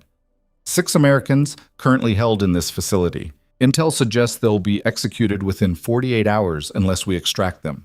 Raven studied the image. That's 80 kilometers into enemy territory. No friendly forces, no air support, completely surrounded. Correct, which is why conventional rescue is off the table. Vance looked at her directly. We need a different approach, something unconventional. The room went very quiet. Stone spoke, voice tight. They want you to provide Overwatch for a direct action team. Insertion via helicopter, fast assault. You eliminate sentries and key targets from distance while the team breaches. That's suicide, Raven said flatly. You'd need perfect coordination, perfect timing, and perfect conditions. One mistake and everyone dies. We know. Vance's expression didn't change, which is why we're not asking for volunteers. We're giving you a direct order. You have operational command of this mission, Commander. Pick your team, plan your approach, execute as you see fit. But those 6 Americans come home. Clear? Raven looked at Stone. His face was unreadable, but his eyes said everything. This is wrong, this is dangerous, but we have no choice. She turned back to Vance. Timeline? Insertion at 0400 tomorrow. 15 hours to plan and prep. Extraction? You improvise. Rules of engagement? Weapons free. Minimize collateral damage, but mission success is the priority. Raven's mind was already racing through the variables. Distance, terrain, enemy strength, escape routes. The math was brutal, the odds worse, but 6 Americans were counting on someone to do the impossible, and apparently she was that someone. I'll need full tactical autonomy, no oversight, no second guessing. My plan, my call. Vance nodded. Granted. I want Daniels as my spotter, Webb on comms, and Stone leading the assault element. Stone's eyebrows shot up. Commander, you want this done right, Major? Then you're coming with me. No one knows this terrain better. No one I trust more to execute when it counts. She met his eyes. Unless you have a problem with that. Stone stared at her for a long moment. Then he straightened. No, ma'am. No problem. Good. Raven turned to Vance. We'll need satellite imagery updated every 30 minutes until insertion. Complete signal intelligence on enemy communications. And a weather forecast accurate to the hour. You'll have it. Then we have a mission. Raven moved to the tactical display, already analyzing angles and approaches. Someone get me coffee and clear this room. We've got 15 hours to plan the impossible. The officers filed out. Stone remained, watching her work. You know this is a trap, right? He said quietly. I know. They're using us to force out that enemy sniper. Draw them into the open. I know. And you're still going. Raven looked up from the map, meeting his eyes. 6 Americans, Major. You'd do the same. Stone nodded slowly. Yeah, I would. He moved to her side, studying the compound layout. So how do we do this? Raven's finger traced a ridgeline 2 kilometers from the target. We don't go in the front door. We make them think we are, then hit them from where they least expect. Which is? Her finger moved to the satellite image, pointing at a sheer cliff face behind the compound. Here, straight up. They'll never see it coming. Stone looked at the cliff. At her. Back at the cliff. That's a 300-meter vertical climb. At night, in hostile territory. I know. That's insane. That's why it'll work. Raven's eyes gleamed with something dangerous. They're expecting us to play it safe, to follow doctrine, to do what makes sense. And we're not? We're going to do what's necessary. She began marking positions on the map, her mind already 3 steps ahead. Call the team. We've got work to do. Stone headed for the door, then paused. Cole? Yeah? When this is over, if we survive, remind me never to bet against you. She almost smiled. Deal. The door closed. Raven stood alone in the command center, surrounded by maps and satellite images and the weight of an impossible mission. 6 lives depending on her. A team trusting her. An enemy sniper somewhere in the darkness, waiting. She looked down at her hands. Still steady. Always steady. Come on then, she whispered to the empty room. Let's see who breaks first. Outside, the sun was setting on what might be the last day any of them saw. And in the mountains, death was already choosing her positions. The planning room filled slowly over the next hour. Stone brought his core team, Briggs, Ortega, Hayes. Webb set up communications equipment in the corner, headset already clamped over his ears, fingers flying across encryption protocols. Daniels arrived last, carrying topographical maps that he spread across the table without being asked.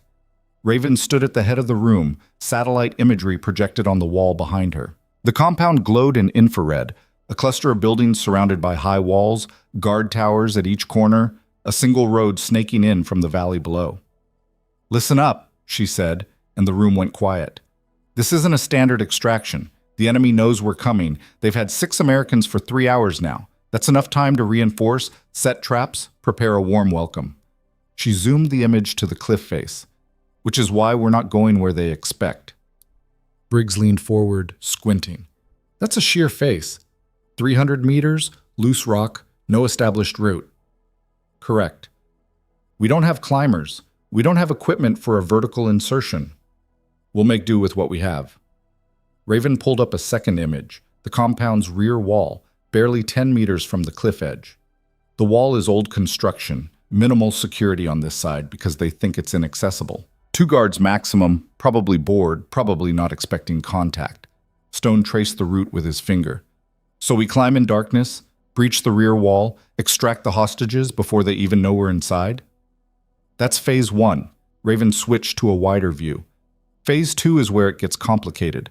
My Overwatch position will be here, Shite." She marked a ridge 1,500 meters from the compound. Elevated, clear sight lines to the front gate, guard towers, and main courtyard. 1,500 meters? Hayes' voice cracked slightly.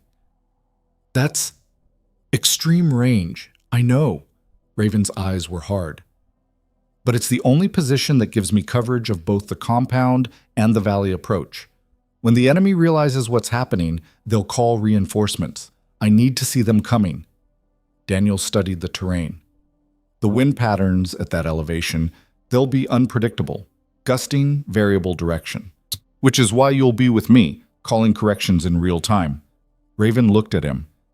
"Think you can handle it?" He swallowed. "Yes, ma'am." "Good." She turned back to the map. "Assault team, Stone, Briggs, Ortega, Hayes. You breach, secure the hostages, extract via the cliff route. I'll provide suppressing fire on any resistance, prioritizing threats to your position." "And if reinforcements arrive before we're clear?" Ortega asked.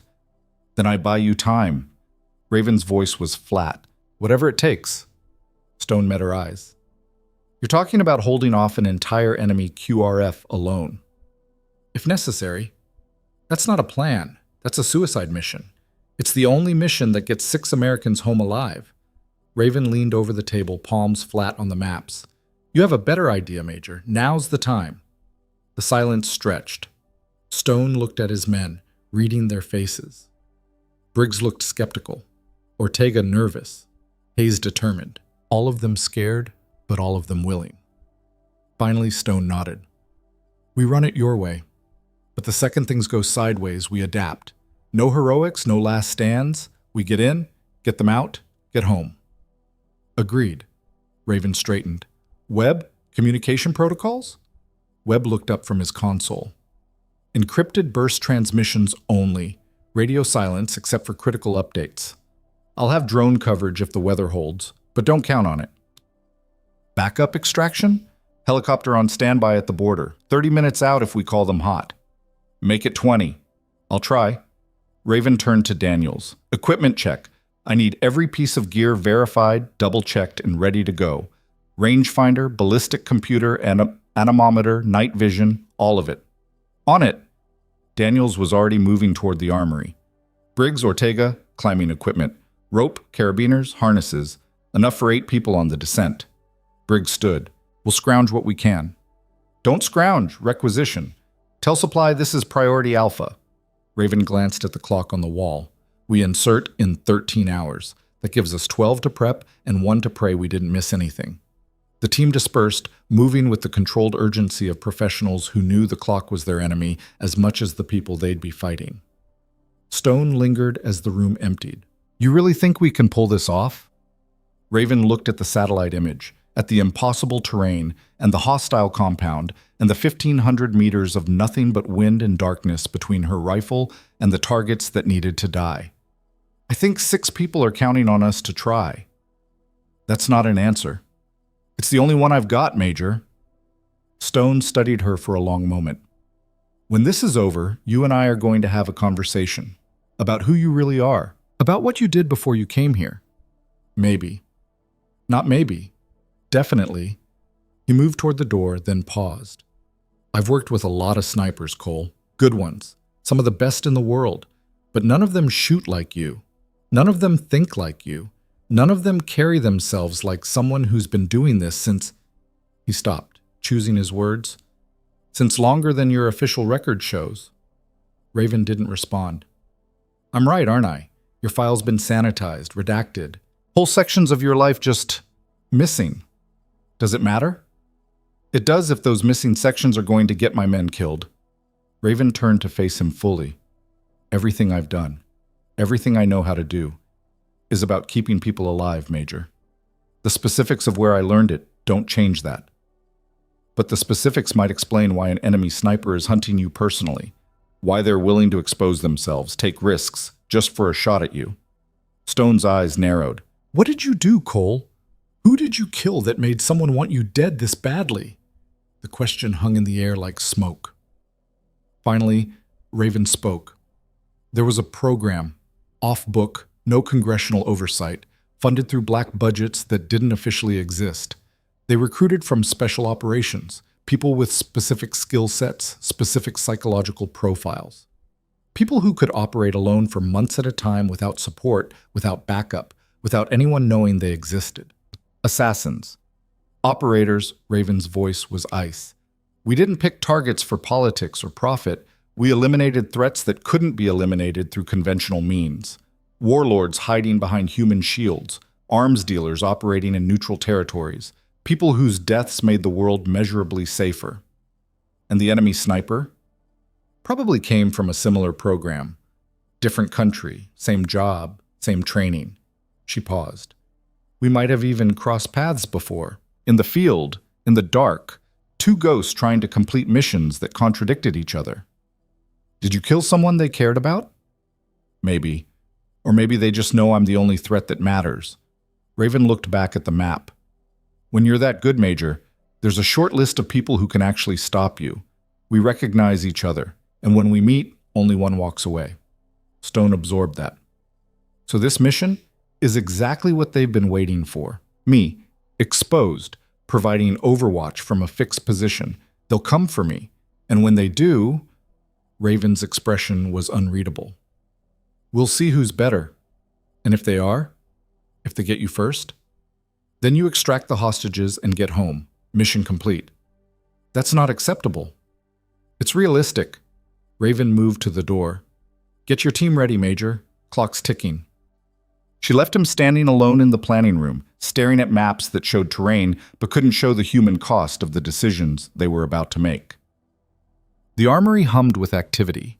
Daniels had spread every piece of equipment across 3 tables, checking serial numbers against inventory lists, testing batteries, verifying calibrations. He looked up as Raven entered. Rangefinder's good. Ballistic computers sync to your rifle's specs. Night vision. He held up the goggles. Generation 3. Thermal overlay, fully charged. Wind meter? Calibrated this morning. He handed it to her. But Commander, at 1,500 meters, wind's only part of the equation. Temperature gradients, humidity, even barometric pressure. They all affect bullet trajectory. I know. I'm just saying the margin for error is centimeters. I know. Raven took the equipment, checking each piece with practiced efficiency. Which is why you're going to be calling corrections in real time. I fire, you observe impact, you adjust my next shot. We iterate until I'm on target. And if we don't have time to iterate, then I make the first shot count. She looked at him. You scared? Terrified. Good. Use it. Fear sharpens focus. She handed him a headset. This is encrypted to my frequency. You talk, I listen. Keep it simple. Keep it clear. Wind speed, direction, target movement, nothing else. Daniels fitted the headset, adjusting the mic. What if something happens to you? If you're hit, if you can't shoot, then you take the rifle and finish the job. His eyes went wide. I can't. You can. You've been training for this since you arrived. You just don't know it yet. Raven pulled out her sidearm, checked the magazine, holstered it. Everyone has a moment when they discover what they're capable of. Tomorrow might be yours. Before Daniels could respond, Carter burst through the door, tablet in hand, face flushed. Commander, we've got a problem. Raven turned. Talk to me. Intel update just came through. Enemy reinforcements arrived at the compound 2 hours ago. Head count's now 40+ hostiles, including what looks like a specialized security detail. How specialized? Carter pulled up thermal footage. Body armor, advanced weapons, coordinated movement patterns. These aren't local fighters, Commander. These are professionals. Raven studied the footage. The new arrivals moved with military precision, spacing, hand signals, overlapping fields of fire. Whoever they were, they'd been trained by someone who knew what they were doing. Any indication they know about the rescue attempt? She asked. Hard to say, but the timing's suspicious. Either they anticipated we'd try something or... Carter hesitated. Or what? Or someone told them. The room went cold. Raven's mind raced. A leak. Someone feeding information to the enemy, which meant the mission was compromised before it even started. Who knows about the operation? She asked. Command staff? The assault team? Support personnel? Maybe 20 people total. Narrow it down. Anyone with unusual communication patterns, unexplained absences, anything that doesn't fit. Carter's fingers flew across her tablet. I'll pull comm logs, cross-reference with, do it fast, we insert in 12 hours. Raven turned to Daniels. Not a word about this to anyone. Understand? Yes, ma'am. Raven headed for the door, then stopped. Carter, one more thing. The enemy sniper. Any new intel? Carter shook her head. Nothing concrete, but there's chatter on intercepted comms, references to a special asset being deployed to the compound. Could be related. Keep monitoring. If you hear anything at all, you tell me immediately. Copy. Raven stepped out into the night. The base was quiet, most of the personnel already asleep or preparing for the mission. She walked to the perimeter, to the spot where she'd stood with Stone days earlier, looking out at the valley. The darkness was absolute. No moon, no stars, just the endless black of mountains and sky merged into one. Somewhere out there, an enemy sniper was preparing, cleaning their rifle, checking their gear, running through the same mental calculations Raven was running right now. Two professionals, two ghosts from two different programs, both hunting each other across the same battlefield. Only one would survive tomorrow. Raven pulled out her rifle, the weight familiar and grounding. She field-stripped it by touch alone, checking each component, feeling for imperfections that might mean the difference between a clean shot and a miss. Everything was perfect, as always. She reassembled the weapon, chambered around, safetied it. Whoever you are, she whispered to the darkness, I'll see you tomorrow. The valley offered no response, just wind and silence and the promise of violence to come. 0300 hours came fast. The helicopter sat on the pad, rotors already spinning, pilot running through pre-flight checks. The assault team assembled in full kit, body armor, night vision, weapons loaded and secured. Webb manned the communications console, his face pale but determined. Stone approached Raven as she finished her final gear check. Team's ready? Equipment's verified? Weather's holding for now? Good. Raven slung her rifle across her back, secured her climbing harness. Rules of engagement? Weapons free on hostiles. Avoid civilian casualties. Minimal noise until contact is unavoidable. Stone paused. And Cole? Yeah? Bring them home, all of them, including yourself. That's the plan. They boarded the helicopter. The interior was cramped, filled with the smell of fuel and gun oil and human sweat. The team sat in 2 rows facing each other, checking and rechecking gear in the rhythmic motion of pre-combat ritual. Raven sat near the door, eyes closed, breathing steady, running through the mission in her mind. The climb, the breach, the shots she'd have to make, the variables that could kill them all. Daniels sat beside her, hands gripping his rifle too tight. She could feel his nervousness radiating like heat. You good? She asked without opening her eyes. No. Good. That means you're paying attention. She opened her eyes, looked at him. When we get on that ridge, I need you focused. Not scared, not excited, just present. Can you do that? I'll try. Don't try. Do. She pulled out a photograph from her vest pocket. 6 faces, the hostages they were risking everything to save. CIA officers, intelligence analysts, people with families waiting for them to come home. These people don't get to try. They don't get to hope. They get us. And we get one chance to do this right. Daniel stared at the photograph, then nodded slowly. I understand. Then let's get to work. The helicopter lifted off, banking hard toward the mountains. The base fell away below them, light shrinking to pinpricks in the darkness. The pilot's voice crackled through their headsets. 30 minutes to LZ, weather's deteriorating, winds picking up, visibility's dropping. Once we drop you, we're RTB, you'll be on your own. Copy, Stone said. Just get us there. The flight was brutal. Turbulence slammed them against the bulkheads, wind shear making the helicopter buck and yaw. Raven kept her eyes on the darkness beyond the door, watching the terrain rush past in shades of black and darker black. 20 minutes out, Webb's voice cut through the static. Commander, update from Carter. Thermal imaging shows increased activity at the compound. They're mobilizing. Stone leaned forward. Do they know we're coming? Can't confirm. Could be routine patrol rotation. Could be a trap. Raven finished the thought. Tell Carter to keep eyes on that compound. Any change in posture, any movement toward defensive positions, we need to know. Copy. The helicopter descended rapidly, stomach-dropping altitude loss that made several team members reach for sick bags. Then they were down, skids barely touching the ground, before Raven and Daniels jumped out. Good hunting, the pilot shouted. The helicopter lifted away immediately, disappearing into the darkness. Raven and Daniels stood alone on the mountainside, the assault team already moving toward their insertion point 2 kilometers east. The wind howled, tearing at their gear, making communication nearly impossible. Raven keyed her radio. Overwatch moving to position? Radio check. Stone's voice came back scratchy but clear. Good copy. Assault team is proceeding to phase line Alpha. Will advise when in position. Copy. Overwatch out.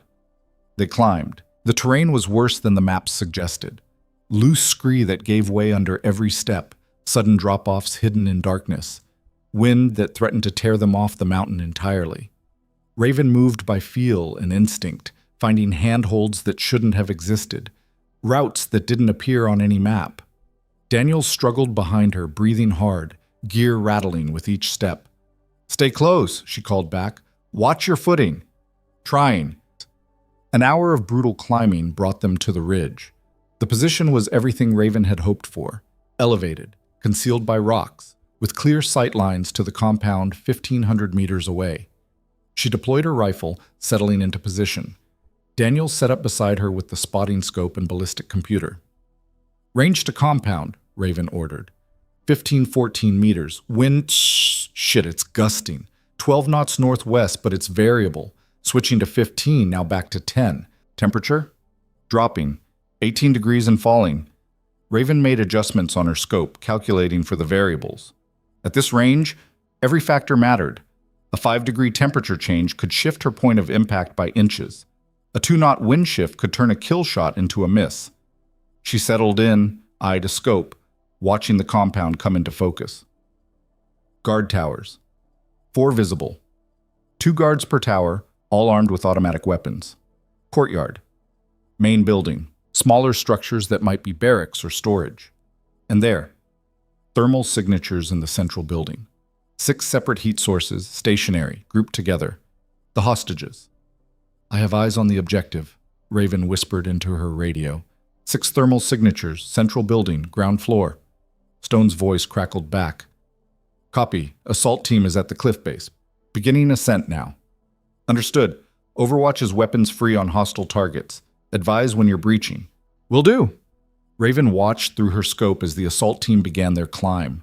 Tiny figures scaling the cliff face, moving slowly, carefully, every handhold a potential disaster. 15 minutes passed. 20. Then movement in the compound. A guard on the north tower turned, looking toward the cliff, reached for his radio. Contact, Raven whispered. North tower guard is alerting. Permission to engage? Stand by. The guard was already talking into his radio, gesturing toward the cliff. Raven made a decision. She fired. The suppressed shot was barely a whisper, but the impact was final. The guard dropped, radio clattering from lifeless hands. The compound exploded into motion. Lights flooded the courtyard. Doors burst open. Armed fighters poured out like ants from a disturbed nest. Stone's voice was sharp. Overwatch, what the hell? North Tower guard spotted the assault team. He's down, but they know we're here. Raven was already chambering the next round. Recommend you accelerate the breach, now. Copy. All units. Weapons free. Go. Go. Go. The world erupted. Muzzle flashes lit the compound as guards opened fire blindly toward the cliff. The assault team returned fire, their suppressed weapons creating a staccato rhythm against the chaos. Raven worked methodically. South Tower, 2 guards. Crack. Crack. Both down. East Tower, 3 guards, 1 with an RPG. Crack. The RPG operator dropped. Crack. Crack. The other 2 followed. Daniels called corrections. Wind shift, northwest to west-northwest, 14 knots. Adjust 2 mils right. Raven adjusted. Found a fighter organizing a defensive line in the courtyard. Fired. He dropped. The enemy was scattering now, taking cover, trying to locate the shooter. They were professionals. They knew they were being hunted from distance, knew to keep moving, knew to use cover, but they didn't know where she was. And that made all the difference. Stone's voice crackled through the chaos. We're inside. Moving to the hostages. Copy. I'll suppress the courtyard. Raven shifted her aim, targeting anyone who moved toward the central building. Crack, crack, crack. Bodies dropped with mechanical precision. Then, movement on the opposite ridge. A glint of metal. A shape that didn't belong. Raven's blood turned to ice. Daniels, northeast ridge, check it. He swung his scope. I see. Oh, shit. Sniper position. They're setting up. The world exploded beside Raven's head. Rock shards tore through the air. She rolled left, instinct overriding thought, another round cracking past her ear. The enemy sniper had found her. Move! She shouted at Daniels. Get to secondary position. They scrambled through the rocks as bullets chased them, precise and relentless. Raven dove behind a boulder, breathing hard, mind racing. The enemy sniper was good, very good. Accurate enough to force her out of her position, disciplined enough not to waste ammunition on shots that wouldn't land, which meant they were hunting her specifically, waiting for her to expose herself. Stone's voice cut through the radio. Overwatch, we have the hostages, moving to extraction. Negative. Raven keyed her mic, staying low. Courtyard's still hot. You'll be cut down. We don't have a choice. Building's compromised. They're coming for us. Raven looked at the compound, at the assault team trapped inside, at the enemies converging on their position, at the enemy sniper who had her pinned. She made a decision that would haunt her forever or validate everything she'd become. Daniels, take the rifle. What? Take it. I'm going to draw their fire. When the sniper repositions to track me, you take the shot. I can't. You can. Raven grabbed his shoulder, hard. 1,500 meters. Wind west-northwest, 14 knots. Temperature 18 degrees. You know the calculations. You know the shot. Now you just have to make it. Daniel's hands shook as he took the rifle. What are you going to do? Raven pulled out her sidearm. Something stupid. She ran, broke from cover, sprinting along the ridge, exposing herself completely. The enemy sniper tracked her instantly, rounds snapping past, forcing her to weave, to dive, to roll. But she'd created an opening, and Daniels took it. The shot echoed across the valley, and for one frozen moment, everything stopped. Then Raven looked up. The enemy sniper's position was empty, just a rifle, falling from lifeless hands, tumbling down the rocks. I got them, Daniels whispered, voice shaking. I got them. Raven scrambled back to position, taking the rifle, checking the enemy position through her scope. The sniper was down. Dead. A single shot through the scope, the hardest shot in existence, the one that required perfect timing and perfect luck. And Daniels had made it. Good shot, she said quietly. Now help me clear that courtyard. They worked together now, a team in perfect sync. Daniels calling targets, Raven eliminating them one by one. The enemy forces broke under the precision onslaught, falling back, seeking cover that didn't exist. Stone's voice crackled through. We're at the cliff, beginning descent with hostages. Copy. I'll cover your extraction. Raven shifted her aim to the cliff edge, ready to eliminate anyone who tried to follow. The next 10 minutes were the longest of her life. She watched through the scope as the assault team descended with the hostages, weak, injured, but alive. Watched as enemy fighters tried to pursue, only to drop under her fire. Watched as the impossible mission became possible, 1 meter at a time. Finally, Stone's voice. "We're clear! All personnel accounted for. Calling for extract." Raven safetied her rifle. "Copy. Overwatch is RTB." She and Daniels made the descent in record time, adrenaline carrying them down the mountain faster than should have been possible. The helicopter was waiting, rotors spinning, door open. The assault team was already inside, dirty, bloodied, exhausted, but whole. The 6 hostages sat wrapped in thermal blankets, faces drawn but eyes alive with the knowledge that they'd been seconds from death and were now seconds from safety. Raven and Daniels jumped aboard. The helicopter lifted off immediately, banking hard away from the compound. As they climbed into the sky, Raven looked back at the battlefield, at the compound in flames, at the ridge where an enemy sniper had fallen, at the impossible distance she'd just asked a green spotter to shoot across. She looked at Daniels. "How'd you know you could make that shot?" He met her eyes, something new behind them, something harder. "I didn't. But you believed I could, so I did."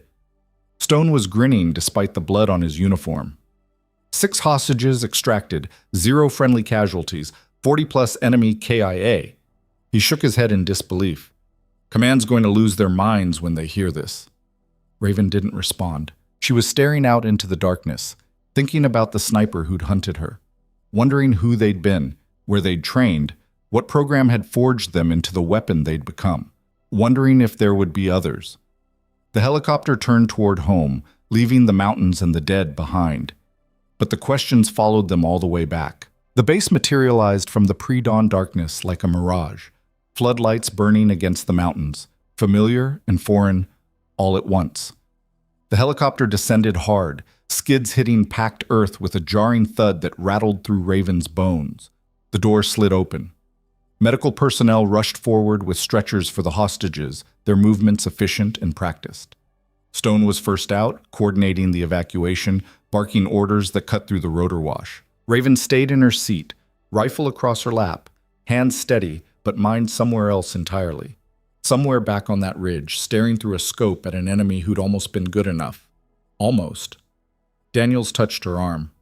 "Commander? We're home." She looked at him. This kid who'd been terrified 3 days ago, who'd frozen up on the range, who'd just made an impossible shot that saved all their lives.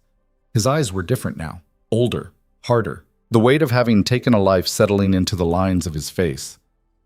"You did good out there," she said quietly. "I did what you taught me." "No. You did what you were always capable of. I just gave you permission to find out." He nodded slowly, then climbed out of the helicopter. Raven followed, boots hitting ground, the familiar smell of dust and diesel and gun oil washing over her. The command staff was waiting. Colonel Vance stood ramrod straight despite the hour, Major Reeves beside him with a tablet already glowing. Behind them, half the base had turned out, soldiers in various states of dress, drawn by the news that had crackled through the radio net. 6 hostages extracted, 0 friendly casualties. Mission success. Vance stepped forward as Raven approached. "Commander Cole? Hell of a job." "Just following orders, sir. Orders don't account for what you pulled off out there."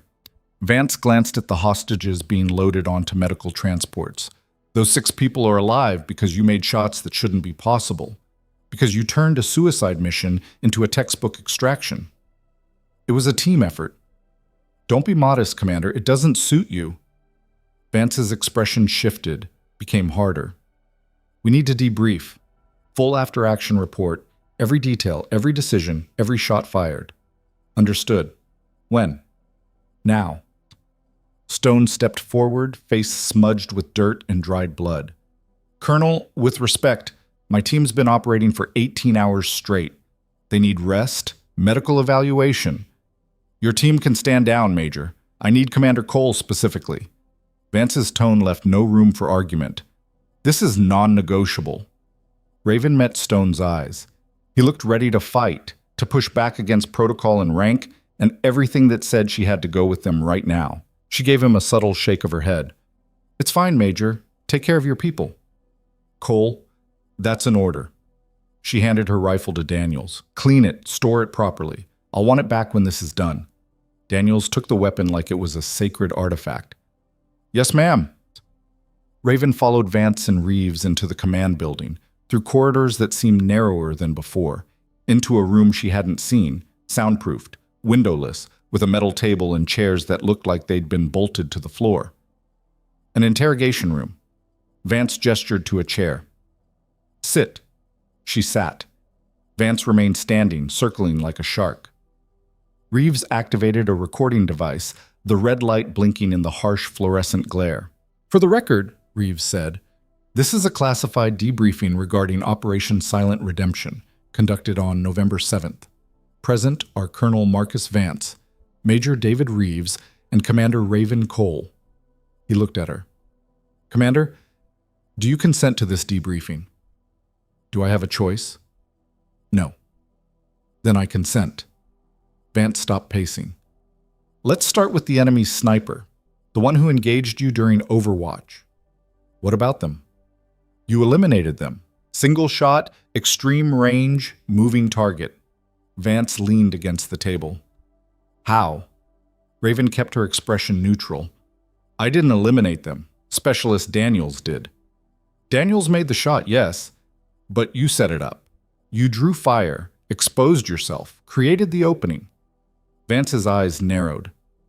That's not standard procedure. That's not something they teach in sniper school. That's something else. It's called adaptation, Colonel. The situation demanded it. The situation demanded you trust a green spotter with maybe 6 months of training to make a shot that 99% of qualified snipers couldn't make. Vance pulled out a file, dropped it on the table. Unless you knew he could make it. Unless you've been training him specifically for scenarios like this. Raven glanced at the file but didn't touch it. What's your point, sir? My point is that your methods are unconventional. Your decision-making process doesn't align with standard military doctrine, and your capabilities exceed what should be possible for someone with your official training record. He opened the file. 3 years at sniper school, 5 years with various special operations units, standard progression, standard assignments, standard evaluations. That's correct? Except it's not. Vance pulled out a photograph. Grainy, surveillance quality, showing a figure in tactical gear extracting from a rooftop in a city Raven recognized but wouldn't name. This was taken 8 years ago, Caracas, high-value target assassination unsanctioned by conventional military channels. Raven's expression didn't change. I've never been to Caracas. Officially, you haven't been anywhere the Black Ops program sent you. Vance produced another photo. Damascus, 12 years ago. Counter-sniper operation that prevented a diplomatic assassination. You're chasing ghosts, Colonel. Am I? He slapped down a third photo. This one's my favorite. Mogadishu, 15 years ago. Before you were even officially a sniper. Before your record says you had any advanced training at all. He leaned close. So either you're a time traveler, Commander, or someone's been scrubbing your file clean of operations that never officially happened. The room went silent except for the hum of fluorescent lights. Raven looked at the photos, at the evidence of a life she'd been told was erased, sealed, buried under layers of classification that should have made it impossible to find. Who else has seen these? She asked quietly. Just us. For now. Vance sat down across from her. I'm not trying to burn you, Cole. I'm trying to understand what we're dealing with, because that enemy sniper, the one Daniels killed, we recovered their body, ran their prints through every database we have access to. And? Nothing. No records, no identity, no country of origin, just like you would be if someone looked too hard. Vance's voice softened slightly. They were a ghost, Commander, same as you, and I need to know if there are more of them out there. If this is a war we're fighting without even knowing it. Raven met his eyes, saw genuine concern there, not just political maneuvering. This wasn't about catching her in a lie. This was about understanding a threat. She made a decision. There's a program, she said. Multiple programs, actually. Different countries, different names, same purpose. Creating operators who can function completely off-grid. No oversight, no paper trail, no public accountability. Assassins. Specialists, People who solve problems that can't be solved through conventional military or diplomatic channels. Raven leaned back. I was recruited 14 years ago, told my official record would continue as normal while I conducted operations that would never be acknowledged. For 6 years, I was a ghost. No identity, no backup, no extraction if things went wrong. What kind of operations? The kind you don't ask about if you want to sleep at night. She paused. But every target I eliminated, and there were many, made the world measurably safer. Arms dealers who would have sold to terrorists. Warlords who were using child soldiers. Scientists developing bioweapons for rogue states. Vance absorbed this. And the other programs, the enemy programs? Same concept, different flags. We'd occasionally cross paths. Sometimes we'd be hunting the same target for different reasons. Sometimes we'd be hunting each other. Raven's jaw tightened. The sniper on that ridge was probably from one of those programs. Maybe Russian, maybe Chinese, maybe something else entirely. They recognized me the same way I recognized them. How? The way we move, the way we think, the shots we're willing to take. She looked at the photos on the table. You spend enough years in that world, you develop a signature. Other operators can see it, and when they do, it becomes personal. Because you're the only threat that matters. Exactly. Raven stood, moving to the wall, staring at nothing. In that life, you're either the best or you're dead. There's no second place, no participation trophy. Just survivors and casualties. Reeves spoke for the first time. Why did you leave? The program ended. Or they said it did. Raven turned to face them. 6 years of operations, then one day I get pulled out, debriefed, told my service was appreciated, and I should return to normal military life. They gave me my name back, scrubbed most of my records, and sent me back into the world like nothing had happened. But something had happened, Vance said quietly. Everything had happened. I wasn't the same person who'd gone in. Couldn't be. You don't spend 6 years killing people in the dark and come back unchanged. She moved back to the table, placing her hands flat on the metal surface. So I tried. I took assignments, followed orders, played the good soldier. But everywhere I went, I saw the cracks, the inefficiencies, the missions that failed because people followed doctrine instead of adapting. Like Stone's approach to the recon team rescue. Like every conventional approach that gets people killed because it's more important to follow protocol than to save lives. Raven's voice hardened. I didn't come to Griffin to prove anyone wrong, Colonel. I came here to do the job. But the job required unconventional methods, and that made people uncomfortable. Vance nodded slowly. The question is what we do now. Command is going to want explanations for how you pulled off that extraction, how you trained Daniels to make that shot, how you knew the enemy would position forces exactly where you predicted. Tell them I got lucky. They won't believe that. Then tell them the truth, that sometimes the impossible is just the improbable executed perfectly. Raven held his gaze. Or tell them I'm a ghost who should have stayed dead. Your choice. The colonel studied her for a long moment. Finally, he reached over and switched off the recording device. Off the record, he said, you saved 6 American lives tonight. You turned what should have been a bloodbath into a surgical operation.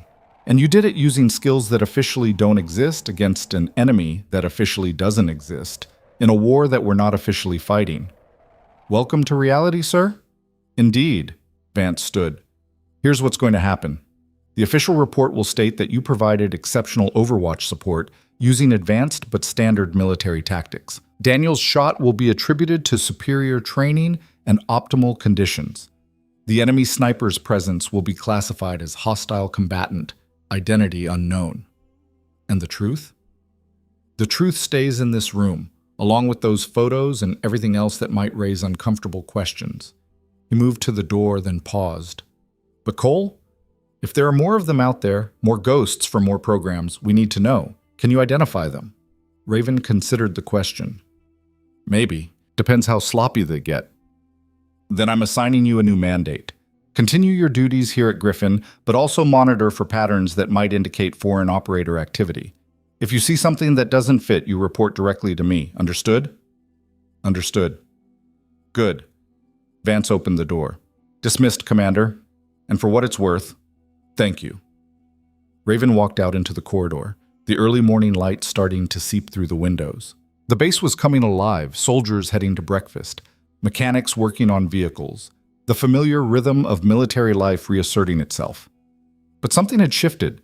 She could feel it in the way people looked at her as she passed. Not with skepticism anymore. Not with doubt. With respect. Stone was waiting outside her quarters, leaning against the wall, arms crossed. He looked exhausted but alert. That particular combination of bone-tired and wire-tense that came after successful operations. "How'd it go?" he asked. "About how you'd expect." Raven unlocked her door. "They asked questions. I gave answers. Everyone pretended to believe everyone else.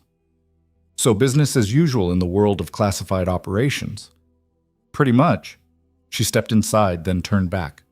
"Your team did good work out there, Major. Every one of them performed beyond expectation. They had good leadership." Stone pushed off the wall. "I was wrong about you, Cole. When you first arrived, I thought you were just another operator with a chip on their shoulder trying to prove something to the world. And now? Now I think you're an operator who doesn't give a damn what the world thinks. You just do the job. Consequences be damned." He smiled slightly. "That's either the most dangerous or the most valuable trait a soldier can have." "Why not both?" "Yeah, why not both?" Stone extended his hand. "Thank you. For tonight. For training Daniels. For not letting my stubborn ass get people killed." Raven shook his hand. "You would have figured it out eventually. Maybe, but a lot of people would have died while I was figuring." He released her hand. "There's talk of commendations. Medals. The whole dog and pony show that brass loves. I don't need medals. I know, but you're getting them anyway." "Command wants to showcase this operation as a success story, and that means putting you front and center." Raven grimaced. "Wonderful. Could be worse. Could be a court-martial for insubordination." Stone headed down the corridor, then called back. "Get some rest, Commander. You earned it." She closed the door and stood alone in her quarters.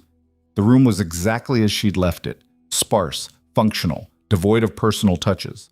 A soldier's space designed for someone always ready to move. She sat on the bunk, rifle parts spread before her, and began the ritual of cleaning. Muscle memory took over, her hands moving through the motions while her mind wandered elsewhere. To the photos Vance had shown her, to the operations she'd conducted in cities whose names she couldn't speak, to the targets who'd died never knowing who'd pulled the trigger, to the enemy sniper on that ridge who'd been good enough to almost win. A knock interrupted her thoughts. She opened the door to find Daniels standing there, her rifle cradled in his arms like he was carrying a sleeping child. "Cleaned and ready, ma'am." He handed it over carefully. I wanted to say thank you for trusting me, for believing I could make that shot. You made it, that's all that matters. But I almost didn't. When I first looked through the scope, when I saw the distance, the wind, I froze, just like I was afraid I would." Daniels met her eyes. "Then I heard your voice in my head. All the things you taught me. And I realized the fear didn't matter. The doubt didn't matter. Only the shot mattered. That's the lesson, Daniels. Everything else is just noise." He nodded slowly. "Are you leaving? After all this, after what you did, they'll probably promote you, transfer you somewhere important." Raven considered the question. She could leave.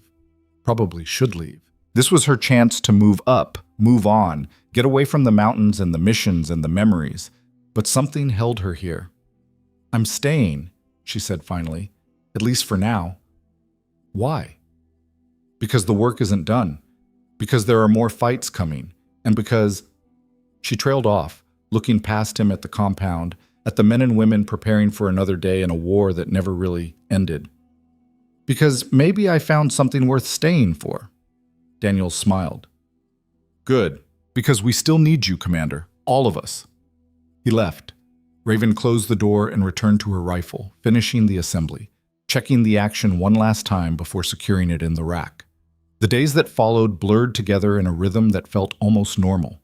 Training exercises with Daniels and the others, teaching them the skills that had kept her alive for so long. Patrol rotations, watching the valley for threats that sometimes came and sometimes didn't. Evenings in the command center, analyzing intelligence with Carter, looking for patterns that might indicate another ghost in the machine. And slowly, incrementally, The base changed around her. Briggs stopped glowering and started asking questions about wind reading, about angle compensation, about the 1,000 small details that separated a good shot from a perfect one. Ortega began joining her morning training runs, matching her pace, pushing himself to keep up with someone who'd been conditioned by years of operations he couldn't imagine. Hayes, nervous and twitchy, started bringing her intelligence reports he thought might be relevant, learning to think like an operator instead of just a soldier following orders. Even Webb, relegated to communications, began understanding the bigger picture, how information flow could mean the difference between mission success and catastrophic failure. And Daniels. Daniels grew from a scared kid into something harder, sharper, more capable. He'd never be a ghost like Raven, but he'd be something better, a soldier who understood when to follow doctrine and when to trust his instincts. Stone watched it all with the satisfaction of a commander seeing his team evolve. One evening, 3 weeks after the extraction, he found Raven on the perimeter, staring out at the familiar darkness. "Penny for your thoughts," he said, thinking about what comes next. More missions, more fights, same war, different day. Maybe. Raven didn't look away from the valley. Or maybe something's changing. Maybe we're finally learning to fight smart instead of just fighting hard. Stone considered that. "You've changed this place, Cole. Changed how we operate, how we think, how we approach problems." He paused. "Hell, you've changed me." "How so?" "Made me realize that experience and wisdom aren't always the same thing. That sometimes the new way is better than the old way, even if it's scary." He joined her at the fence, looking out at the mountains. "There's talk of expanding the program, taking what you've built here and applying it to other outposts, other units. They want me to train more people. They want you to build a program, unconventional warfare, advanced tactics, next-generation operator training." Stone looked at her. "You'd have full autonomy. Pick your students, design the curriculum, operate however you see fit. And if I say no, then you stay here and we keep doing what we're doing, but eventually, Command will assign you somewhere else, somewhere that needs your skills for a specific mission, and the cycle starts again." Raven turned the idea over in her mind. A program. Her program. Training the next generation of operators to think, to adapt, to survive in a world where the threats were evolving faster than the doctrine. It was everything she'd never wanted, and everything she'd been preparing for without knowing it. "I'll think about it," she said finally. "That's all I ask." Stone pushed off from the fence. "For what it's worth, I think you'd be good at it. Teaching, I mean. You've got a way of making people believe they can do the impossible. Maybe because I've seen the impossible done so many times, it stopped being impossible." "Yeah, maybe that's it." He headed back toward the command building, then stopped. "Oh, and Cole? That enemy sniper, the one Daniels killed." Raven's attention sharpened. "What about them?" Intel finally got an ID. Took weeks of running DNA through international databases, calling in favors from allied agencies. Stone's expression was grave. "Russian. Former Spetsnaz, then recruited into something called Program Prizrek. That's Ghost in Russian. Let me guess. Off-book operations, no official record, specialized in long-range elimination? Exactly. Same as your program, just different flag." He pulled out a photo. The enemy sniper's face, taken post-mortem. Young, maybe 30, with the hard eyes of someone who'd seen too much. They'd been operating in this region for 6 months. 17 confirmed kills, all high-value targets. Military commanders, intelligence assets, people who were making a difference. Raven studied the photo. Were they hunting me specifically, or was I just another target? Both, according to intercepted communications. Command sent them to eliminate coalition operators in the region. But once they realized who you were, or what you were, it became personal. Stone took the photo back. "There's more. Intel suggests Program Prizrek has at least a dozen active operators. Could be more. All looking for targets like me. All looking for targets like you." Stone's jaw tightened, which is another reason Command wants you running that training program. If there are enemy ghosts out there hunting our people, we need our people to be ready. Raven nodded slowly. "I'll need full access to classified databases. Intelligence on known and suspected foreign operators. Authority to recruit from any unit, any service branch. You're saying yes. I'm saying if we're going to do this, we do it right. No half measures, no bureaucratic oversight slowing us down. We build operators who can survive in a world where the enemy is just as trained, just as dedicated, just as willing to die for the mission. Stone smiled. I'll brief command tomorrow. They'll approve it. They'd be idiots not to. And Griffin? Griffin becomes the pilot program. We keep operating, keep training, keep proving the concept works. He extended his hand. Welcome to the future of unconventional warfare, Commander. She shook it. Let's hope the future survives long enough to matter. The weeks became months. The program took shape slowly at first, then with increasing momentum as word spread through military channels. Operators from other units began arriving at Griffin. Special Forces veterans, intelligence specialists, snipers looking to push their skills to the absolute limit. Raven trained them hard, pushed them past breaking points they didn't know they had, taught them to think like ghosts, to move like shadows, to make shots that defied probability. And slowly, incrementally, the nature of the war began to change. Enemy operations that would have succeeded started failing. High-value targets that would have escaped started falling. The valley that had been a battleground of attrition became a graveyard for those foolish enough to challenge the new generation of operators Raven was forging. 6 months after the extraction mission, Raven stood in the same planning room where she'd designed the impossible operation. But now it was filled with 24 operators, her operators, listening as she broke down the latest intelligence. Daniel stood at her side, no longer a nervous kid but a confident instructor in his own right, helping coordinate the training rotations. Stone watched from the back of the room, arms crossed, a satisfied smile on his face. And Raven realized something she'd never expected. She'd found her place. Not in the shadows, eliminating targets no one would ever know about, but here, in the light, building something that would outlast her, creating operators who would carry forward the lessons she'd learned through blood and sacrifice and impossible shots in the dark. After the briefing, after the operators had dispersed to their training rotations, Stone approached her. Command's pleased with the results, he said. They want to expand the program. 3 more locations, full funding, authorization to recruit internationally. That's a lot of trust to put in someone who officially doesn't exist. You exist now, Cole. Like it or not, you've become exactly what you were trying to avoid. A symbol. A standard. Stone pulled out a folder. Which is why they're promoting you. Full Colonel, effective immediately. Operational command of the entire Unconventional Warfare Training Division. Raven took the folder but didn't open it. And if I refuse? Then someone else takes over and probably ruins everything you've built. Stone met her eyes. This is your program, Cole. Your vision. You've earned the right to see it through. She opened the folder. Inside were orders, commendations, a promotion certificate bearing signatures from generals whose names carried weight across the entire military structure, and a single photograph, the 6 hostages from the extraction mission, alive and well, reunited with their families, smiling at the camera. Below it, a handwritten note. Thank you for bringing us home. You gave us our lives back. Raven stared at the photo for a long moment. These 6 people, alive because she'd made a choice, because she'd trusted her training, trusted her team, trusted that the impossible was just another problem to be solved. I'll take the promotion, she said quietly. But on one condition. Name it. Griffin stays operational. This base, this team, they're the foundation of everything we're building. We don't abandon that. Agreed, Stone smiled. Besides, where else would you run your morning training routes? Exactly. Raven closed the folder. Tell Command I'll start the expansion planning immediately. But Stone? Yeah? Thank you for trusting me when no one else would, for giving me a chance to prove that different doesn't mean wrong. You didn't prove it to me, Cole. You proved it to yourself. He moved toward the door. That's the real victory here.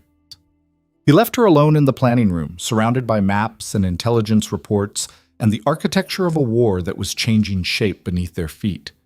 Raven moved to the window, looking out at the valley one more time. The same mountains, the same darkness, the same endless watch for threats that might never come. But something was different now. The doubt was gone. The skepticism erased. The whispered questions about whether she belonged, whether she was good enough, whether her methods could work in the real world, all of it silenced by results that spoke louder than any argument. She'd walked into this place as an outsider, a ghost with a reputation and a rifle and a willingness to do things others wouldn't. And she was leaving it, not physically, but symbolically, as something else entirely. A leader, a teacher, a creator of the next generation of warriors who would fight wars the world would never see, against enemies the world would never know about, with skills the world would never fully understand. Daniels appeared in the doorway. "Colonel?" He still stumbled over the new rank. "Sorry, Commander." "No, that's not right either. Cole is fine, Daniels." "Cole, then." He stepped inside. The new recruits just arrived, 18 operators from 7 different countries. "They're asking when training starts." "Tell them 0500 tomorrow. Full kit, no excuses." Raven turned from the window. "And Daniels?" "Yeah?" "That shot you made. The impossible one. I need you to teach it. Break it down into components, create a training progression, make it repeatable." His eyes widened. "You want me to teach people how to make a 1,500-meter kill shot through a scope?" "I want you to teach them that impossible is just a word, that with the right training, the right mindset, the right moment, anything can be done." She placed a hand on his shoulder. "You proved that. Now help others prove it too." Daniels straightened, something fierce and proud burning in his eyes. "Yes, ma'am. I won't let you down." "You never have, kid. That's why I'm trusting you with this." He left, practically running to prepare for the morning training session. Raven stood alone again, but the solitude felt different now. Not lonely, not isolated, just quiet. The kind of quiet that came before dawn, before the world woke up, before the next mission and the next fight and the next impossible task that needed someone willing to attempt it. She pulled out her rifle, checked it one last time, then secured it in the rack. Tomorrow would bring new challenges, new operators to train, new threats to counter, new impossible shots to make or teach others to make. But tonight, in this moment, there was only the satisfaction of a job well done, of lives saved, of doubters converted, of a standard set so high that it would take years for anyone to match it. And that was enough. The valley stretched endlessly into darkness, holding its secrets, waiting for the next ghost to walk its ridges and valleys. But this ghost had found something better than shadows. She'd found purpose. She'd found a team worth leading. She'd found proof that skill doesn't need permission, it just needs opportunity. And in that discovery, Raven Cole, once a ghost hunter, now a creator of the hunters who would protect the world from the darkness, finally found peace. Not the peace of endings, the peace of new beginnings. Years later, operators would tell stories about Griffin, about the base in the mountains where impossible became standard, about the colonel who could make shots that defied physics, about the program that changed how modern warfare was fought. They'd tell stories about a woman who walked into a hostile compound surrounded by doubters and walked out surrounded by believers, about 12 enemies eliminated in 5 minutes, about 6 hostages saved against impossible odds, about a green spotter who made a shot no one thought possible, about the moment when everything everyone believed about capability and limitation and what one person could achieve got rewritten completely. But those stories weren't about Raven Cole anymore. They were about what she'd built, what she'd created, what she'd left behind for the next generation. And in a world where ghosts fought wars in the shadows, that legacy mattered more than any medal, any commendation, any recognition the official record could ever provide. Because in the end, skill doesn't ask for belief. It demands the world witness it. And once witnessed, it can never be denied again. The greatest proof of capability isn't what you accomplish alone. It's what you enable others to achieve long after you're gone.